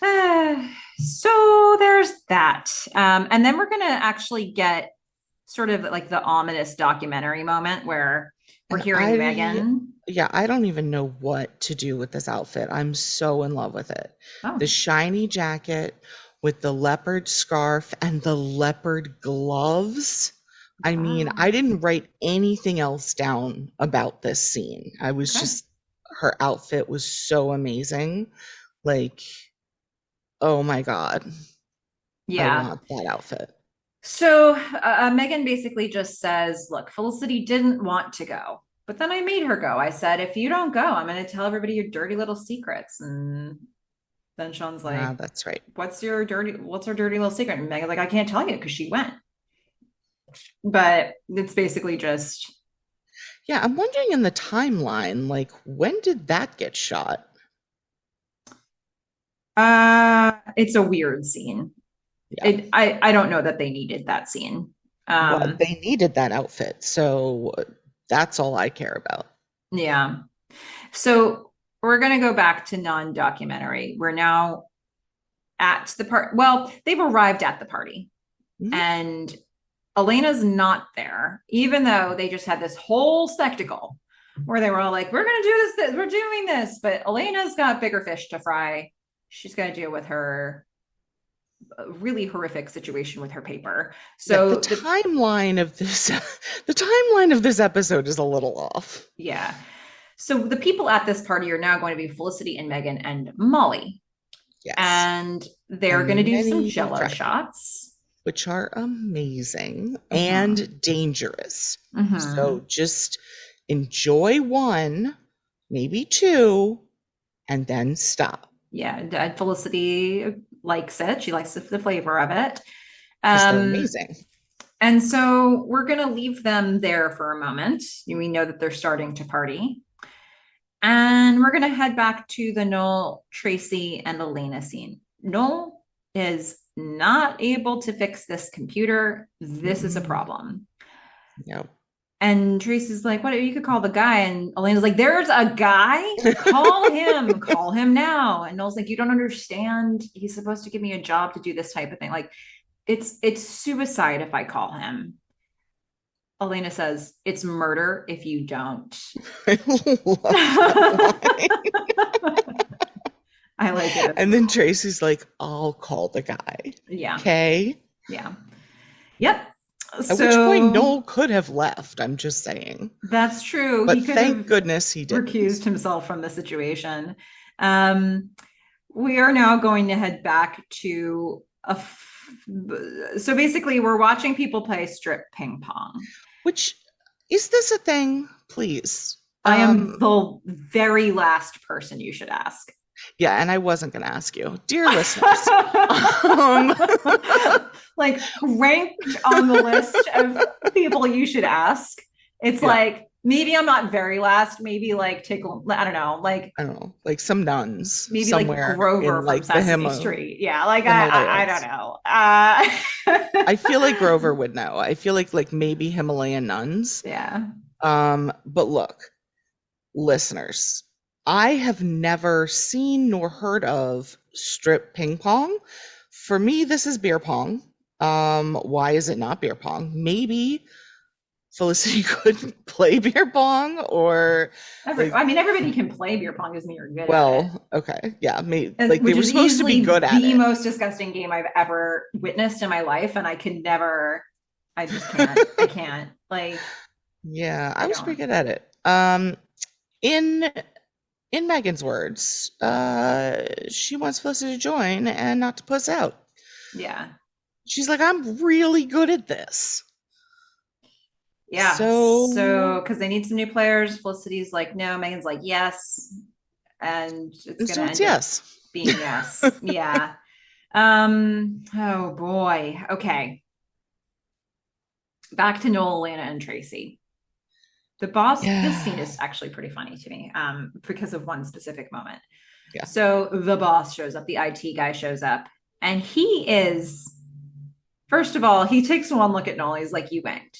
Yep. Noel's And like, Noel's yeah, like, I did. I didn't. Yeah, I went. Yeah, yeah. And then he's now, the boss is going to take command. He's like, all right, here's what I need. Here are my Yep. requirements. And they included Doritos, Yep. which Noel is going to get. Yep.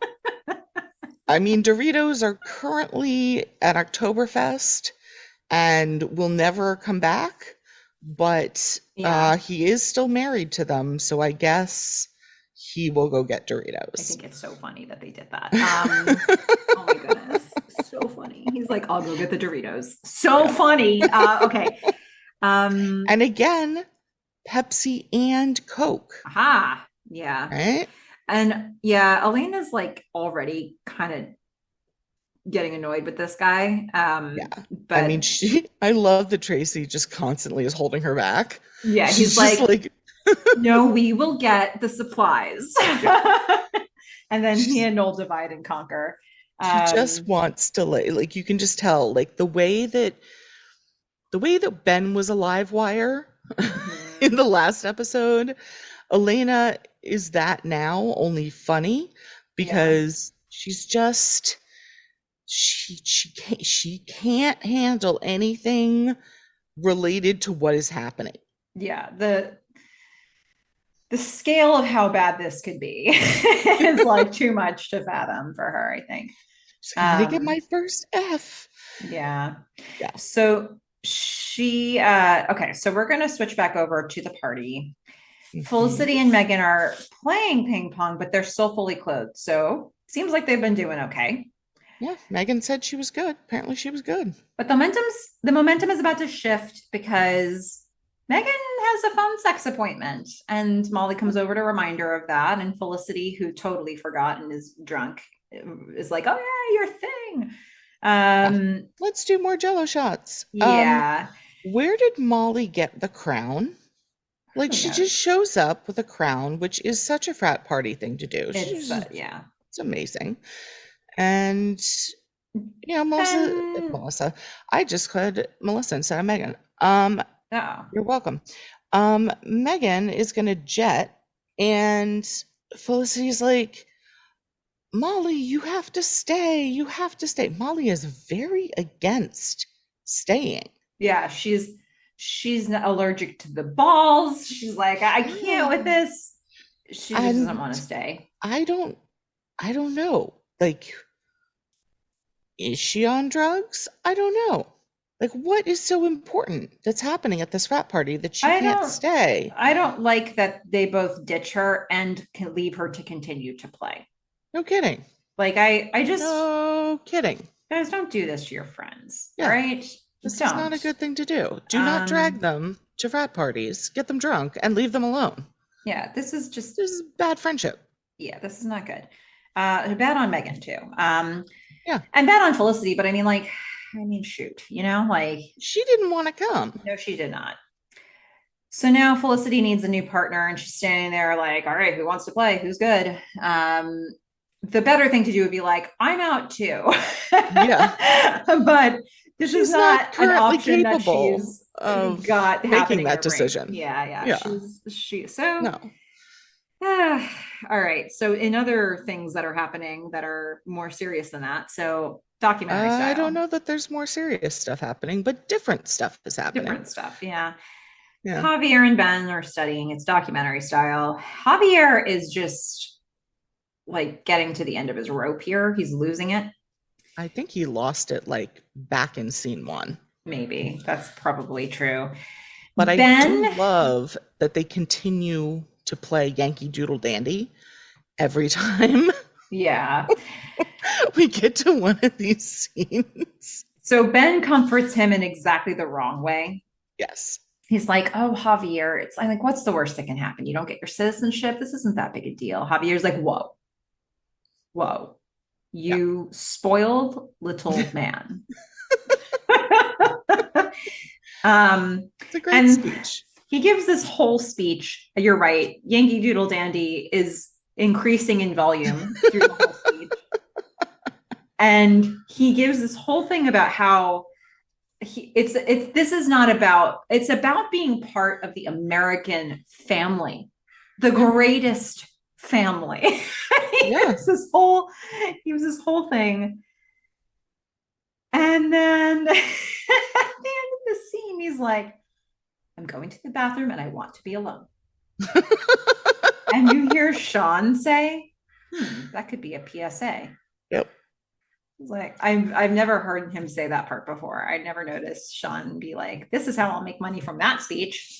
Um, But I mean, I feel like, I don't know, not everyone who wants to become a citizen has this mentality, but there are a lot of people who do, who are like, America's great. And why do you people who are already American not appreciate what you have? mhm. I think that's fair. It's a fair sentiment, and I agree with him. Ben is spoiled. He is not little, but he is spoiled, as are most of us. Mhm. There you have it. Yeah. So we're going to go back. Well, we're going to go back to non-documentary.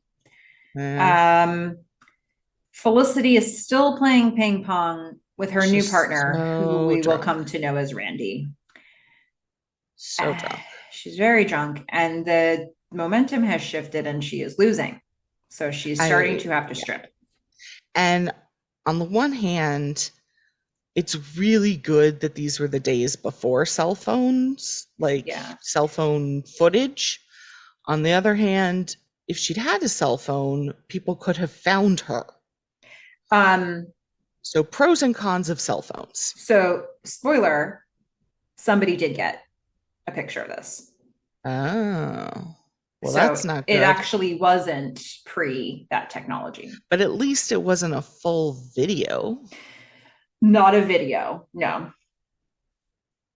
But a However, they got the picture's not great. yeah, they got a picture, which could have been a digital camera. It could have been, Yeah. I guess maybe some people had cell phones. It could have been that, but not really picture phones though. Like Yeah, but it's it not was like different. today where it Yeah, was like, I'm live streaming this, or yeah, like, everybody has their phone out yeah, and it's all over the place. yeah. So we're seeing this, and I think we're starting to feel nervous for Felicity just by looking at what's happening at the party. And she's got none of her friends are around her anymore. She is alone. Yep. And so Meghan is outside on a payphone. I mean, look, if you're gonna be a phone sex worker, this has gotta be like the best way to do it. She's like outside in the middle of the Well, night certainly it's not going to be at on a that frat payphone. party. Yeah, like there's not going to be any phone nearby at the frat party that's going to be like audible. So one of the guys that we saw from the party walks Wearing, past. yes, wearing an amazing hat like Lynn. He can wear hats, and I No, actually thought it might be Lynn for a second, just because of the hat, but it wasn't yeah, Lynn. yeah, but just because you're wearing a hat doesn't mean you can. I, Is my thing. well, you don't think anyone can wear a hat. Correct. Um, so there's that. Yeah, this guy walks past, and he recognizes. Well, he recognizes that Meghan was at the party. He hears this conversation happening, although I don't know exactly how much he heard of it, but I don't know. I think he's got enough context It here. was enough for him to turn around. Yeah. So he sees who's talking. It's Meghan, and he comes up to her, and he's while she's on the phone, she's like, "Oh, your friend lost," i.e., Yeah, took Felicity. took a turn for the worse. Yeah. And Megan's like, ah, yes. Well, just so you know, because I guess it could have come off that he was hitting on Meghan. And Yes. she's like, I've got a boyfriend. Both me and my naked friend have boyfriends. Yep. And this guy drops the line that makes us all shudder. Yeah. He says, oh, well, somebody should tell Randy. Yep. And Megan's like, who's Randy? And this guy is like, the guy that your friend like went off with. At Yeah. which point Megan drops the phone and runs, which given where like given what has happened to this moment is the appropriate reaction. Mm-hmm. And so this guy picks up the phone Mm-hmm. and he finishes up the call and he's like, you want to do what to me? Okay. I just, in some ways I laugh and I think it's funny that like people who are calling sex lines really don't care what gender person they're talking to. On Mm-hmm. the other hand, I feel like some would. Mm-hmm. Like, I don't know. Maybe it's just Megan's clientele. I don't know. But all of them so far have seemed just fine, whether like it's a dude or a female or a dude pretending to be a female. It all seems to fly. Yeah. Okay. So was this documentary style, Yes. the Megan to Sean piece? No, I don't think Okay. so. I didn't write it in my notes. No, it's not. Okay. So here's the thing. So, okay. This scene oh no. This is Megan approaching him in the loft. Yes. Megan says to Sean, I screwed up. And he thinks that she's talking about the fight they've been having, the phone sex. Yeah. And he's like, he's starting to like, I don't know, I guess comfort her about that. And she's like, no. I'm not talking about that. I lost Felicity. Yeah, this is where though Sean is like, uh, Megan's like, no, I'll quit, and Sean's like, no, you're not going to quit because of me. So it's like where that weird dynamic starts coming in again. But the important part is that she lost Felicity, but also she's hurt her arm, and she Yes. says that she has fell down the stairs and hurt her arm, but did she or did she not Yes. have her arm in a cast in an earlier So episode? I think this might have been the possibly one of the problems with the timing of this episode and the flow, because I Yeah. believe that Mandy Foreman actually told us about this. She actually suffered Yeah. an injury on set, and Yeah. I think it happened during this episode. So the bandage, the I guess it was almost a brace that we're seeing on her wrist in Yeah. this episode, in part of this episode, is the product of, I guess, slipping. Yeah. And falling Um, back yeah. on her arm. But So if it like, happened during the shooting of this, that might have caused some continuity issues. And I don't know if that has anything to do with the fact that there have been a couple of documentary moments where you're like, wait, when did yeah, this because she part had this like happen? a blue cast on her arm Yeah. in an earlier episode.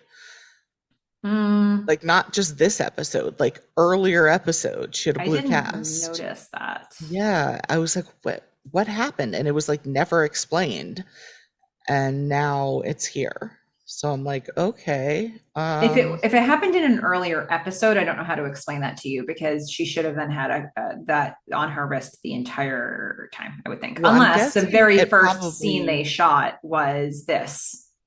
well, yeah, I'm guessing probably she fell. They put that on her arm until she like went and got checked out. And then later they put the cast on and they had to do like a reshoot or something of an earlier They episode. just wouldn't have time to do a reshoot of an earlier episode. They just wouldn't. Like you get like a week to do an episode, I think, and then you move on. It's not like, Somebody had a blue cast on their arm. Maybe it wasn't Meghan, but I remember yeah. thinking it and I was like, why? What happened? And it was never explained. The only way that would make sense to me if she did would be if this scene was the very first scene they had her shoot. Like, because they don't necessarily have to shoot this scene, this episode in order.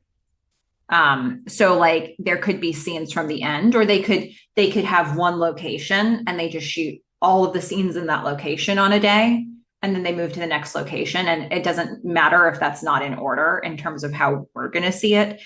So if this happened on the first day of her shooting, then maybe that could make sense. And then they took the cast off. But it would create a continuity problem. Could But be. it's an injury, right? So like, I don't know what you Yeah. do about that really. We will go back. We'll have to do some research. I will figure Yeah. out when and where that blue cast showed up. Yeah, I'd be curious because I don't remember it showing. When she said that story, I was like, "Oh yeah, it's this scene." I like this is the exact episode that I thought it was going to be because I could place her with the brace on her wrist. Um, but okay, Yeah, the real problem here is that yeah, she lost Felicity. And by yeah. lost, we mean completely abandoned, alone, drunk at a frat party. So we're going to see Felicity wake up the next morning. And this is sort of like, was This is this this is also for you a terrible. callback to when she wakes up after the night with Eli? No. Just that moment, the way they chose to shoot this, the situations are totally different. How I feel about the situations is totally different. But when they show her waking up in the morning, it's like when they showed her waking up in the morning after Eli, which she was in her own bed in that situation. But they show you a close up of her face waking up. You can tell that she's waking up the morning after. With the Eli thing, I actually thought she might still be in the studio, and then they start to pan out and you start to see that she's in her room. Here they start on her face, she's waking up, she's not feeling good, it's the morning after, but they pan back and she's not in her room, she's in Randy's bed with Randy. Yeah. And weirdly, there's an American flag on the wall. Oh my god. I know. Um, Hmm. I mean, I don't know. I feel like they probably were using the same technique for two, I Different mean, kind of the situations. same idea. Like you're waking up and you're not entirely sure what's happened. Like, you haven't fully woken up yet. And in the Mm-hmm. Eli situation, it was like, and when you fully wake up, it's happy. And here it's like, when you fully wake up, it's, oh shit. Like, I don't know I that I don't would know. say Felicity was happy. Felicity was not happy when she woke up after that situation With Eli? because, yeah, because the context of her relationship with Noel was like immediately hanging over her. But we were happy for her. Um, Yeah. this is a situation where nobody's happy. Nothing's good about this. No, nobody's. Yeah, it's Yeah. like just the worst, like, pain in the pit of my stomach. Like this is just the most terrible feeling. The And mo they're both wearing as much clothing as they were wearing at the point when the ping pong game ended. Um, Maybe. I mean, he's got boxers on. He's over the covers. She's under them. We can see that she's wearing a bra. yeah, Um, but like seemed like that other girl was taking her bra off, so she might have put some yeah, clothes back on. I it feel could like have maybe that was been. just for the shooting. Um, Yeah, I feel like what this really was is they were probably both naked. yeah. So then we're gonna see Felicity. She's like the realization is dawning on her. Like, oh Yeah. my god, I was here all night. There's this guy next to me. What the hell just happened? Yeah. The she's kind of walks out of the room and she's just walking past the post Well, frat party. she's got to walk out of this room and find her clothes Yeah, in a frat part, like in a frat with people passed out all over the place. yeah. And I mean, I know Melissa has never had this feeling. But like, yeah, I blacked out, and it is the worst because you have no idea what you did, what happened. It is terrible. It is Yeah. just this really unbelievably terrible feeling. I mean, look, though I haven't had this happen to me, there's nothing about anything they've depicted here that makes me think any of this was fun. Like, including the party itself. I think all of it is just kind of gross, to be honest. So, like, The the party picture can of be her fun. walking through the post frat party, like, Yeah. scene, I'm like, ew. I just can't. Yeah, I don't think she's even really like seeing any of that. Yeah, she's just looking for her clothes. She needs to She hightail it wants out to of go there. home. All right, so now we're going to get back to Tracy and Noel and Elena. And the IT guy is struggling. He can't fix He's this computer. done. He's done. He can't do it. He's going to And ZZ top this thing. I know, my And goodness. he's like, no. What does that even mean? I don't even know. I don't even know what that means. We get this. None of us know what ZZ top means, but the idea is like he's going to give up. He's going to totally reset this thing. And Elena is thinking, I'm going to fail. I'm going to get an F. Yeah. Like she was already skeptical to begin with this guy. And now he's failed. Yeah. And I just write super mega nerd to the rescue. Yeah. So he's typed in the command for zztop.execute or whatever it is. And his finger Yeah. is slowly approaching the enter key. It's the slowest approach Ever. of a finger to an enter key that's ever happened. And then when it's about a millimeter above it, Noel says, wait, Wait. I have an idea. And he jumps in. And says some tech speak. Yeah, he does something very simple, I guess. Yeah. But it was just so simple. It was the bullseye was so big it was invisible. Yeah. And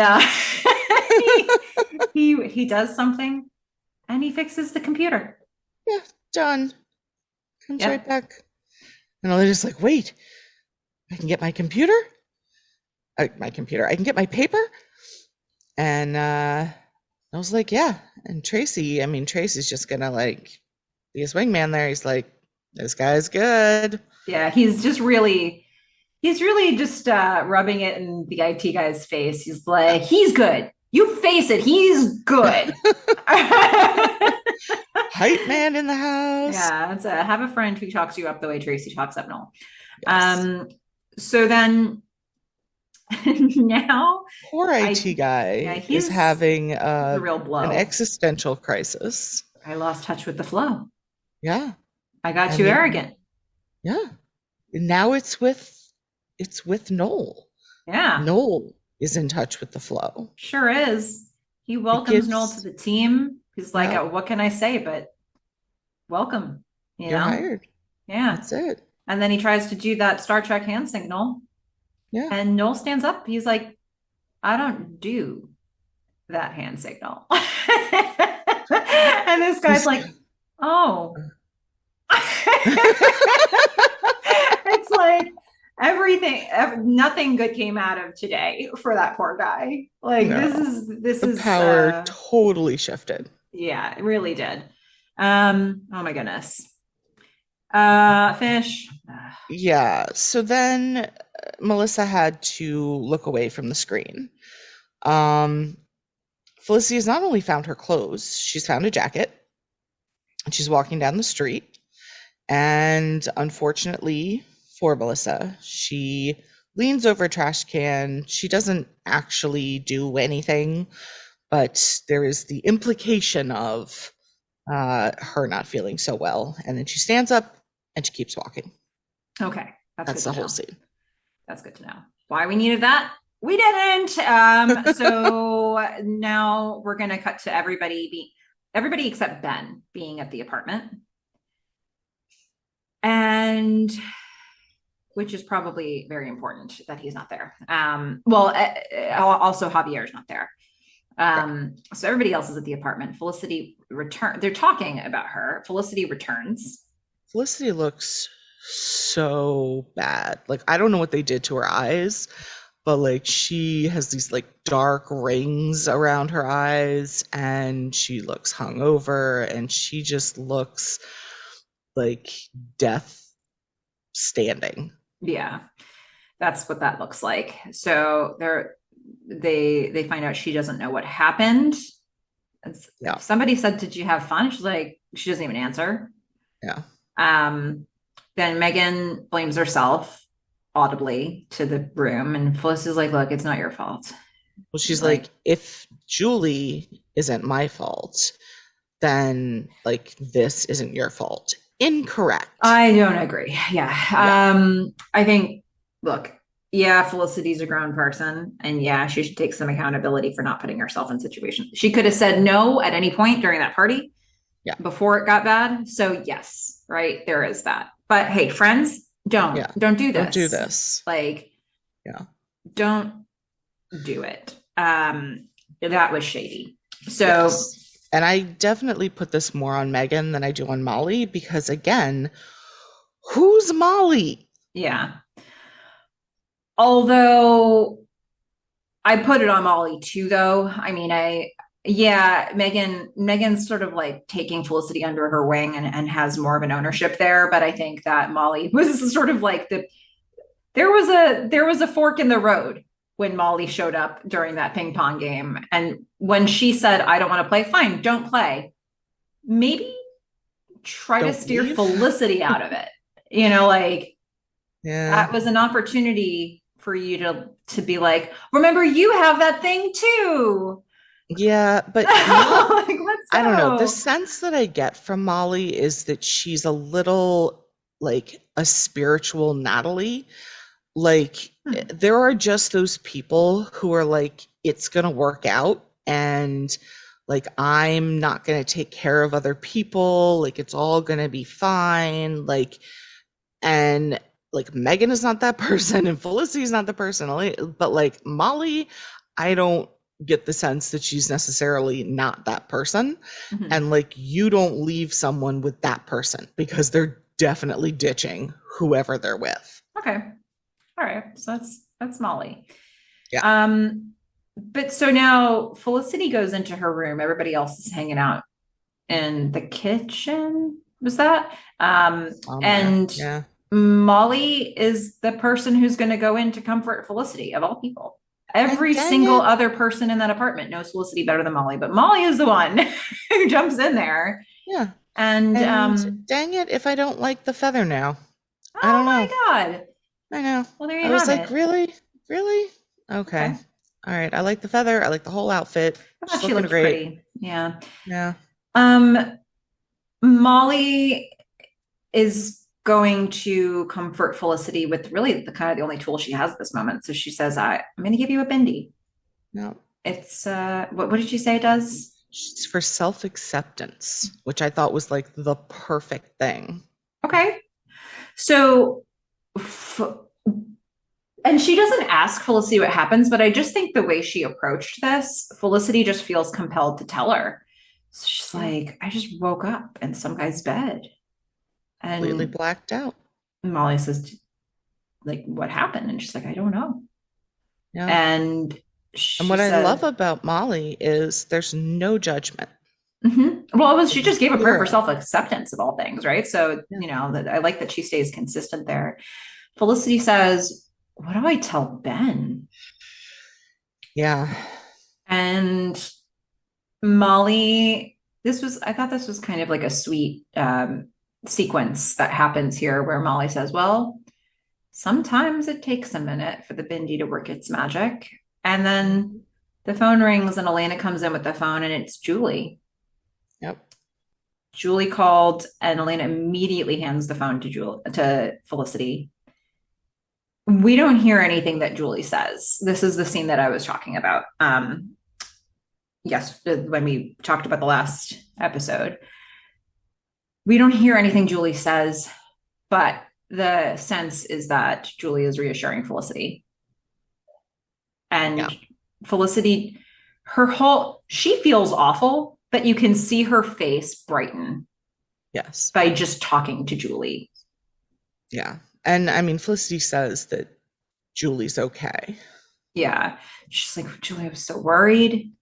Um, and but it is, I think it's really interesting the way like good acting and good makeup made this scene kind of what it was, because she looks really hungover and like Yeah. she just had this horrible thing to happen.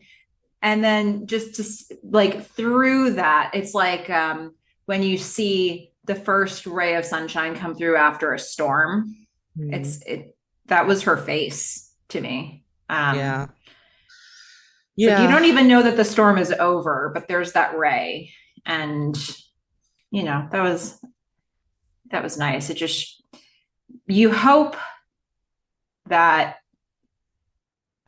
this call will shift something for Felicity in the way that she's been feeling. She Yeah. can't live in that blame forever.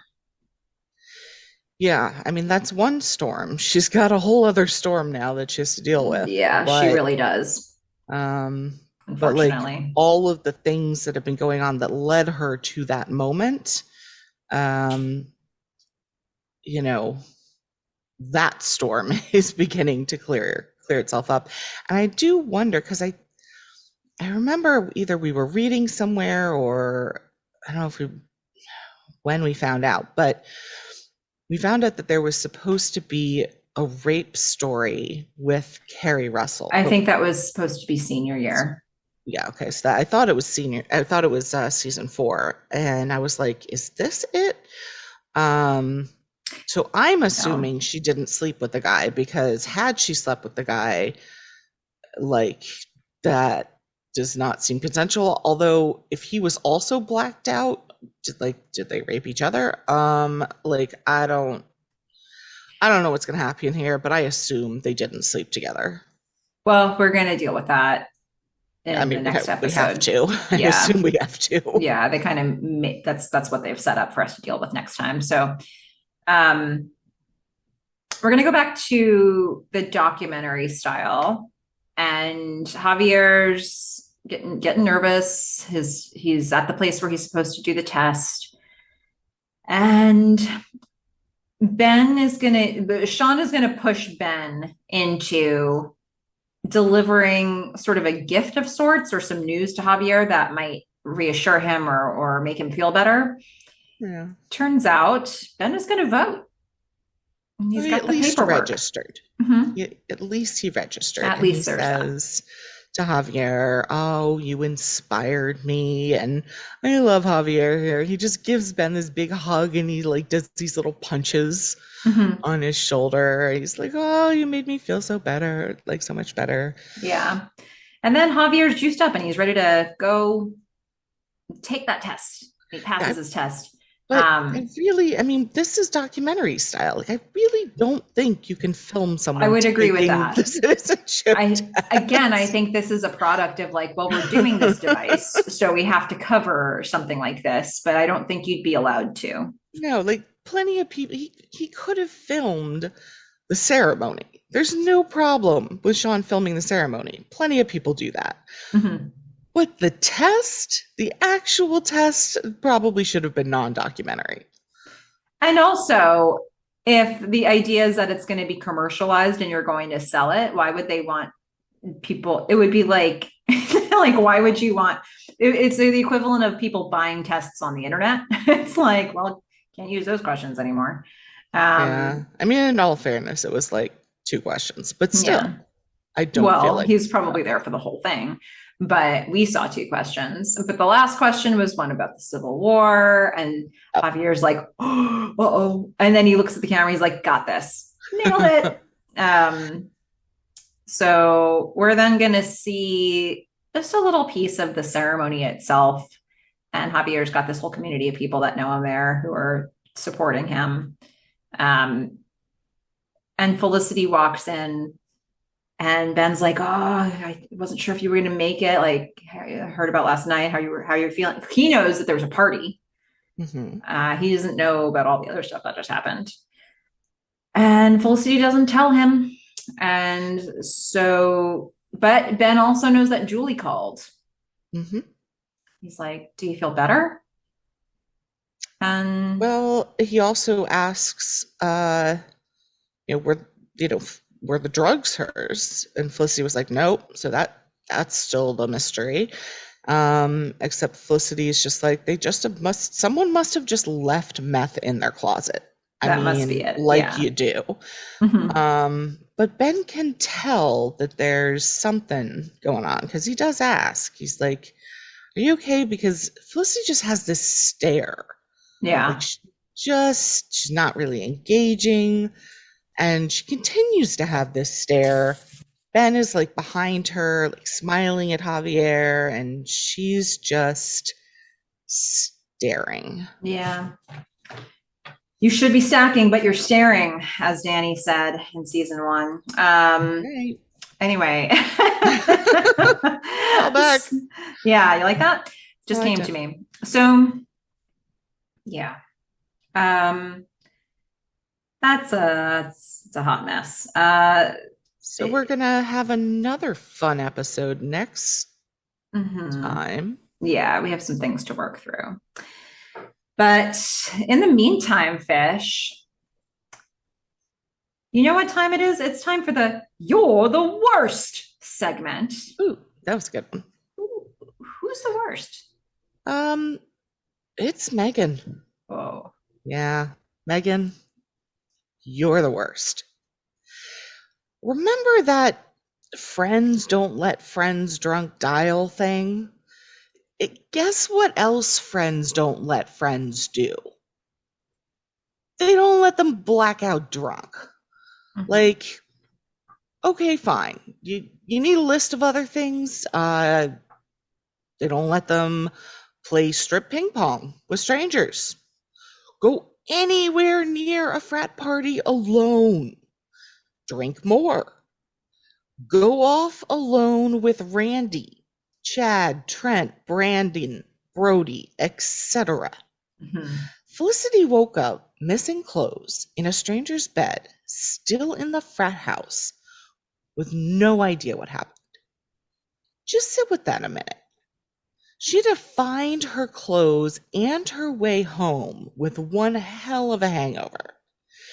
She said it wasn't your fault, but Elena wasn't there, and who the fuck is Molly? So, what happened to T-Bone Club, Meghan? What happened to like taking care of your chicks? Too busy making Sean feel inadequate and betrayed? And sure, you said you'd quit, but not because of Sean, but because you fucked up big time, finding a frat party, dragging Felicity to it, and then abandoning her. You don't really need me to say it. Meghan, you know you're the worst. Yep, Yeah, Meghan, you're the worst. Ugh, correct. I don't even. Let's talk about who's the best. The Yeah, best is our listeners, really. they are. I After you mean, listen to this tape, you oh, have to erase it. yay. Our favorite segment. We've got a couple here. So, okay. On episode 2 of this season, Mhm. um, or really, I don't know. It might really be last episode. So at Insta.Mickey says this episode was so emotional for us Ben fans because it's Mr. Covington's first appearance. Such a punch in the stomach, Ben waiting for him. But then at the end, Felicity manages to calm him down, just being there for him. My goodness. It really was hard to be in somebody's shoes for that. Yeah, I don't think it was just Benicity fans. I mean, I think just as a person, that's hard. Yeah.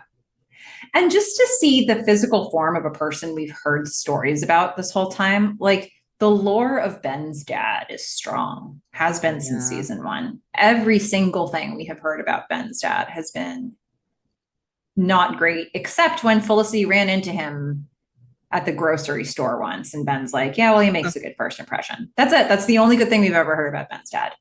And we've just got all this color behind like how the environment that Ben grew up in. And so to see him, like there was a lot of responsibility for the show, I think, of what happens when we first see the man. Yep. And there's going to be a lot of responsibility when we see his mom. Granted, we saw a mom in the pilot, and that's not who's going to be the mom when the mom shows up. Hey, look, if they can switch Samuels, apparently they can switch Mrs. Covington's. I mean, they didn't really have her do a lot. He was just like yelling at her when he found out that his dad hadn't come to graduation. Like that's pretty much what we got of her. So like they're going to put a recognizable actress in as Ben's mom. And I think it's going to add this whole new context. But to see these people, it's just, they're kind of larger than life. But then you meet Mr. Covington and he's just a man. Yep. And it's just like, I don't know. And it's so hard for Ben. It's just, it makes you feel kind of like Felicity in that situation because you want to be there to hug Ben too. I don't know. I'm more like, give him his space. Yeah, fair enough. We've got one other comment here, and this is just sort of a rallying cry that I wanted to put out there in the universe. So at Willis Rager, it's either Willis Rager 862 or Willis Rager 862 on Instagram, says, Richard should have been made a cast member when Julie left at Robert Patrick Benedict. Fair enough. Fair. Willis, we're working on signage. We're working on poster board. we're getting those little sticks that you can put the signs on. We're gonna try to meet up somewhere, all of us, and see if we can retroactively get Rob Patrick. He gets more scenes. We're gonna see more of him, but I guess he wasn't a full cast or like wasn't main cast. So yeah. We got that community organizer from the health clinic episode. He's come in with his long hair and his guitar, and we're going to stage a sit-in. Yeah. We're still figuring out where that could be that would be effective, but it's fine. Yeah. I mean, I'm figuring J.J. Abrams' house, maybe? I think given J.J. Abrams' interest in sci-fi, I say we stage it at his house if we can find it, and we tell him we're time travelers. Ooh.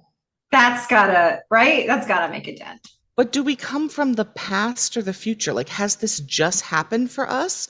Or in the future, has the fact that Rob Benedict didn't become a full cast member put the Earth in peril? Or do we pretend it's still the year 2000? And like we do it in a morning and he's traveled back in time. Yeah. You still it's like Groundhog Day. It can still happen. Mm-hmm. Like, and then his natural inclination would be like, oh my God, that moment when the lights flickered when I made my coffee.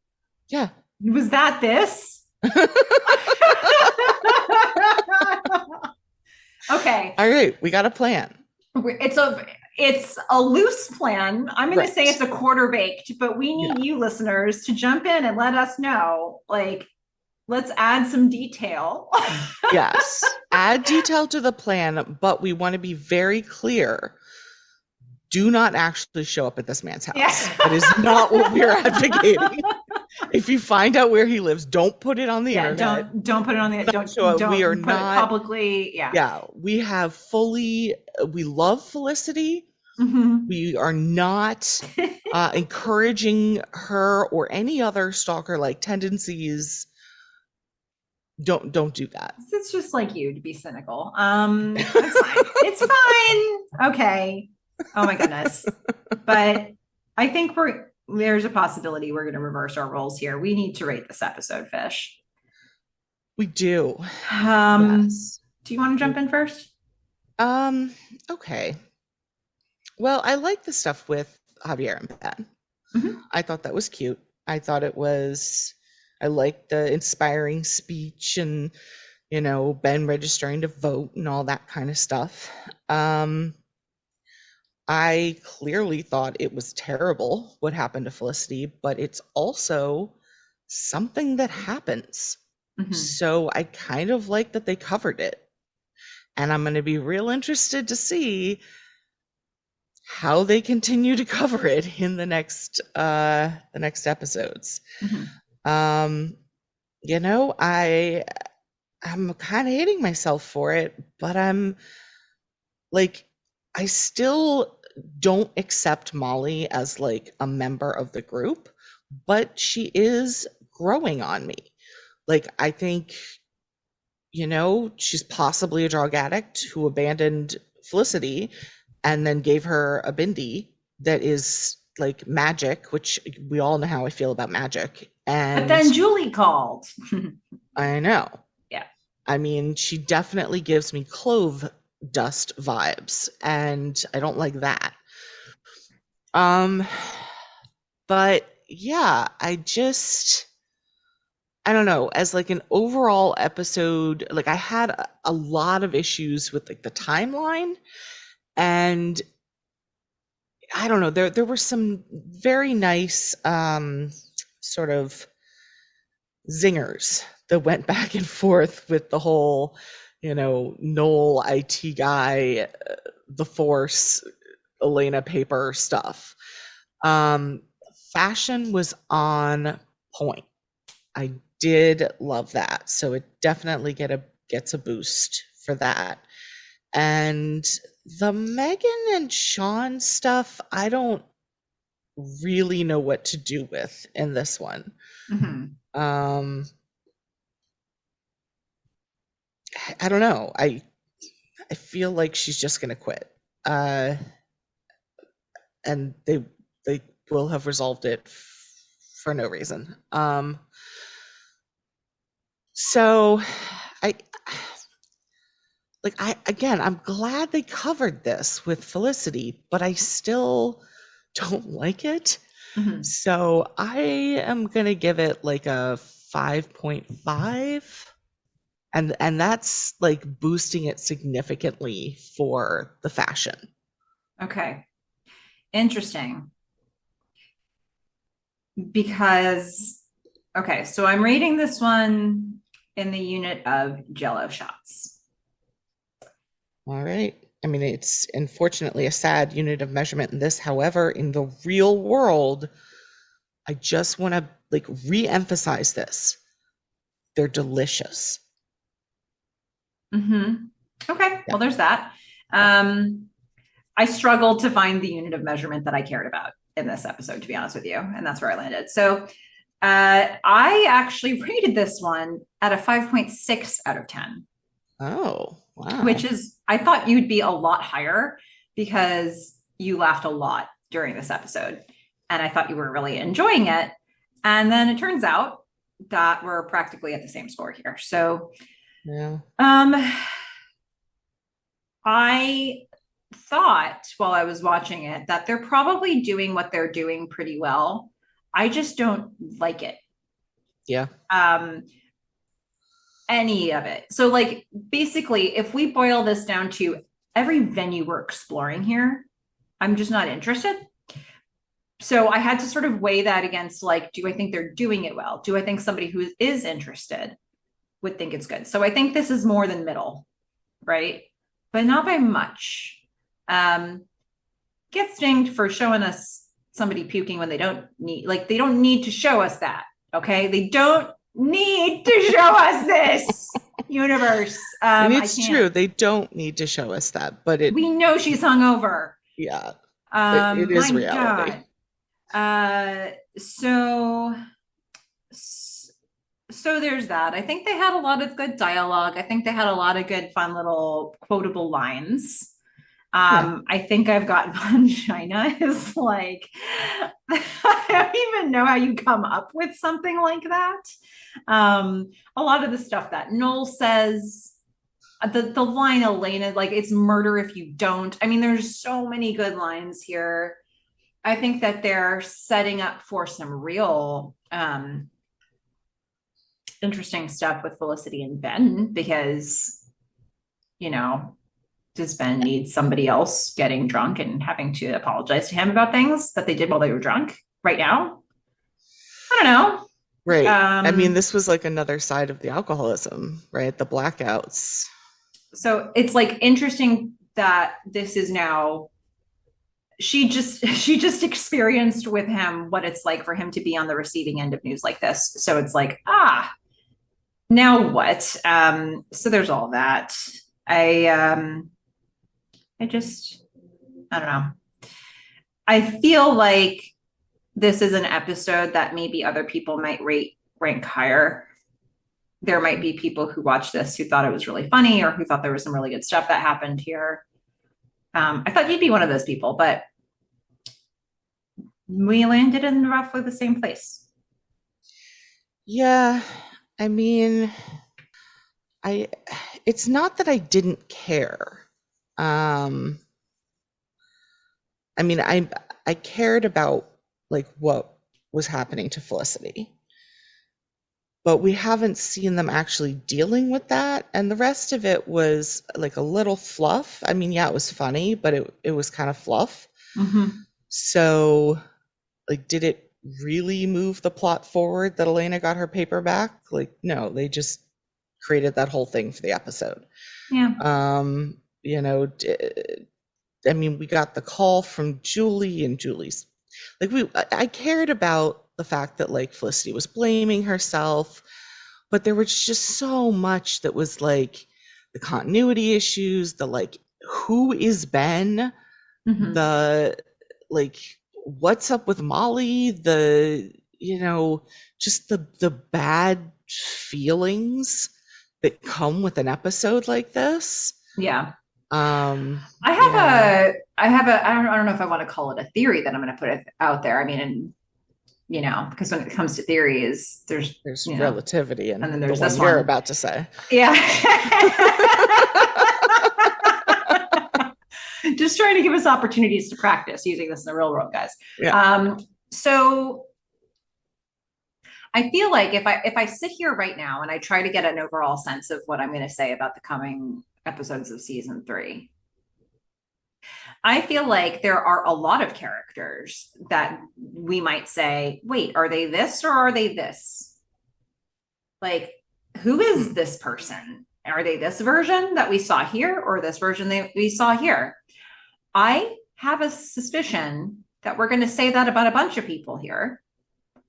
And I wonder if that's because we're three seasons in. Are there new writers coming up? Are there some that are moving on to bigger projects now that like they've got a name behind them with the show? Are they trying to foster new talent? Do those people, are they really rooted in the culture of the show and the history of the characters? I wonder. Let's just see if even the first part of the theory bears out that, because I feel like what you're saying about Ben, I feel like I might be able to say that about Molly and Noel also, at least Like already or later? later. Okay. I'm trying to think if there's anybody else, but I like those three characters. I feel like there's going to be stuff that comes up. It's like, what is this? Like, I just, Yeah, I mean, what's I was willing happening to with them? accept the Leon thing. I was Mm-hmm. like, okay. But I guess if it keeps like getting weird, He's then going to we're have gonna have more to call moments, it. and and Molly, I don't know if the spirituality continues to this degree. I have to look at that. Um, I mean, for me, the spirituality is fine. It's the magic clove dust that I don't like. I feel like there's going to be stuff that comes up for her where she doesn't have any of this energy that she's bringing in right now. But I'll have to watch it back and see if that is just how I'm remembering it or if that's real. I'm just sort of putting it out there as something to kind of watch for and a thought about why it might be if it is that way. And we can unpack it as we get to these episodes. But it would be great to hear all of your feedback as well, listeners. So, what did you think about this episode, or you know, I still want to know what you think about like this, what happened with Julie and like all this aftermath that we're seeing, and weigh in on where it is a responsibility for a friend to do something or not. Like, should they have been calling the mom Yeah. in this episode? Like, I just I don't know. I want Or to know. filing a missing persons report. I don't know. Yeah, like I where do we all land with some of this stuff? Like, what's the right thing to do? Does Um, anyone think Meghan was not responsible, or that Molly was, like Melissa believes? yeah. So I don't know. There's a lot of stuff to unpack here. So, or I mean, heck, tell us what your Felicity went to get ice cream. What's your favorite flavor of ice cream? Like, it doesn't have to be so serious. You know, like we can do whatever. We can do anything Yeah, we want here. great. It's our universe here. This Felicity podcast. So you can write to us and share your thoughts at themelissafish@gmail.com. That's Melissa with one L, two S's. Themelissafish@gmail.com. You can also be part of the conversation with lots of cool people who love the show Felicity on our Instagram at Felicity Podcast. And if you want to know when we drop new episodes of the podcast, you can sign up for our newsletter. Wherever you're listening to this one, look in the show notes. There's going to be a link to sign up for our newsletter there. And then while you're there, go ahead and rate and review us if you can, because it's just a chance for people to discover this long form Felicity content and be part of the conversation themselves. So that's how you do it. Now, okay, Fish, next episode we are going to cover is called Surprise. What do you think is going to happen in the next episode? Well, we're certainly going to have to deal with Randy and the fallout from that. I mean, it would be kind of a glib thing to say to Ben, like, surprise! Uh, I blacked out drunk with this guy, but like also maybe surprise, we didn't actually sleep together. Um, also, maybe somebody shows up. Like, I don't know, I guess Ben's mom could show up, but I feel like you said that would be a little later. I don't know if Ruby ever comes back. Does she have does she come back with the kid?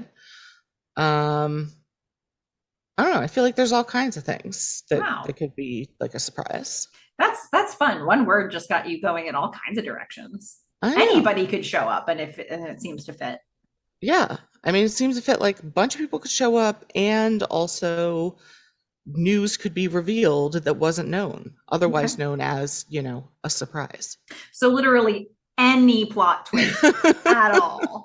I mean, Like something that like anything that new that they happens. didn't know that they then find out and are, well, surprised by. Mm-hmm. Yeah. Surprise! It's Samuel's crystal meth somehow. It could be anything. Yeah. It could be. Or surprise, it was like rock salt or like rock candy. Um, okay, I'm gonna now tell a story. Um, I have some lovely, amazing friends from high school, and one of them, um, he went on a trip to England, and I think this was in college when we were in college. We didn't go to college together.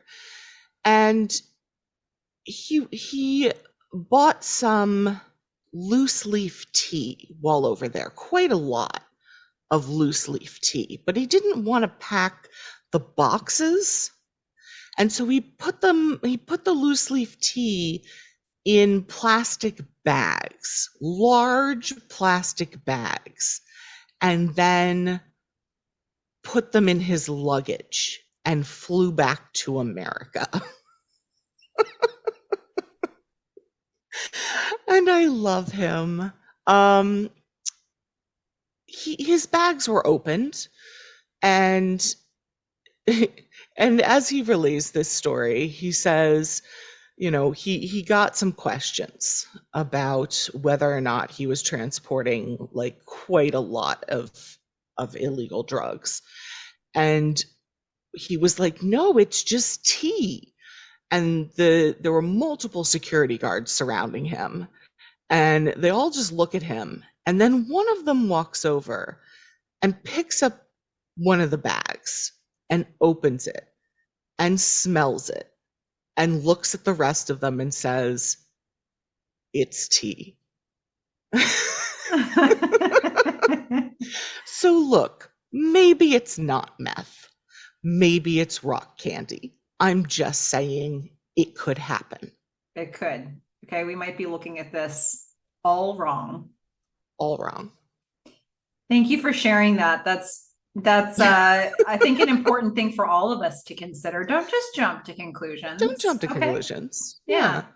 That's my job. Could be a reasonable or not really a reasonable, like an unreasonably another reasonable, explanation. A surprise. There could be a surprise reason. Yeah. Okay. Good times. Good times. Yeah. Those officers must have been an interesting conversation later. I think they probably are still, like me, to this day sharing that story. Just like oodles of loose leaf tea, guys. Yeah. Just bags of it. Lots of bags of it. Travel. Yeah. So there's that. Well, Fish, anything else you wanted to say about this one before we close out? Nope. Just shared my good story there. Any chance you think you have angina?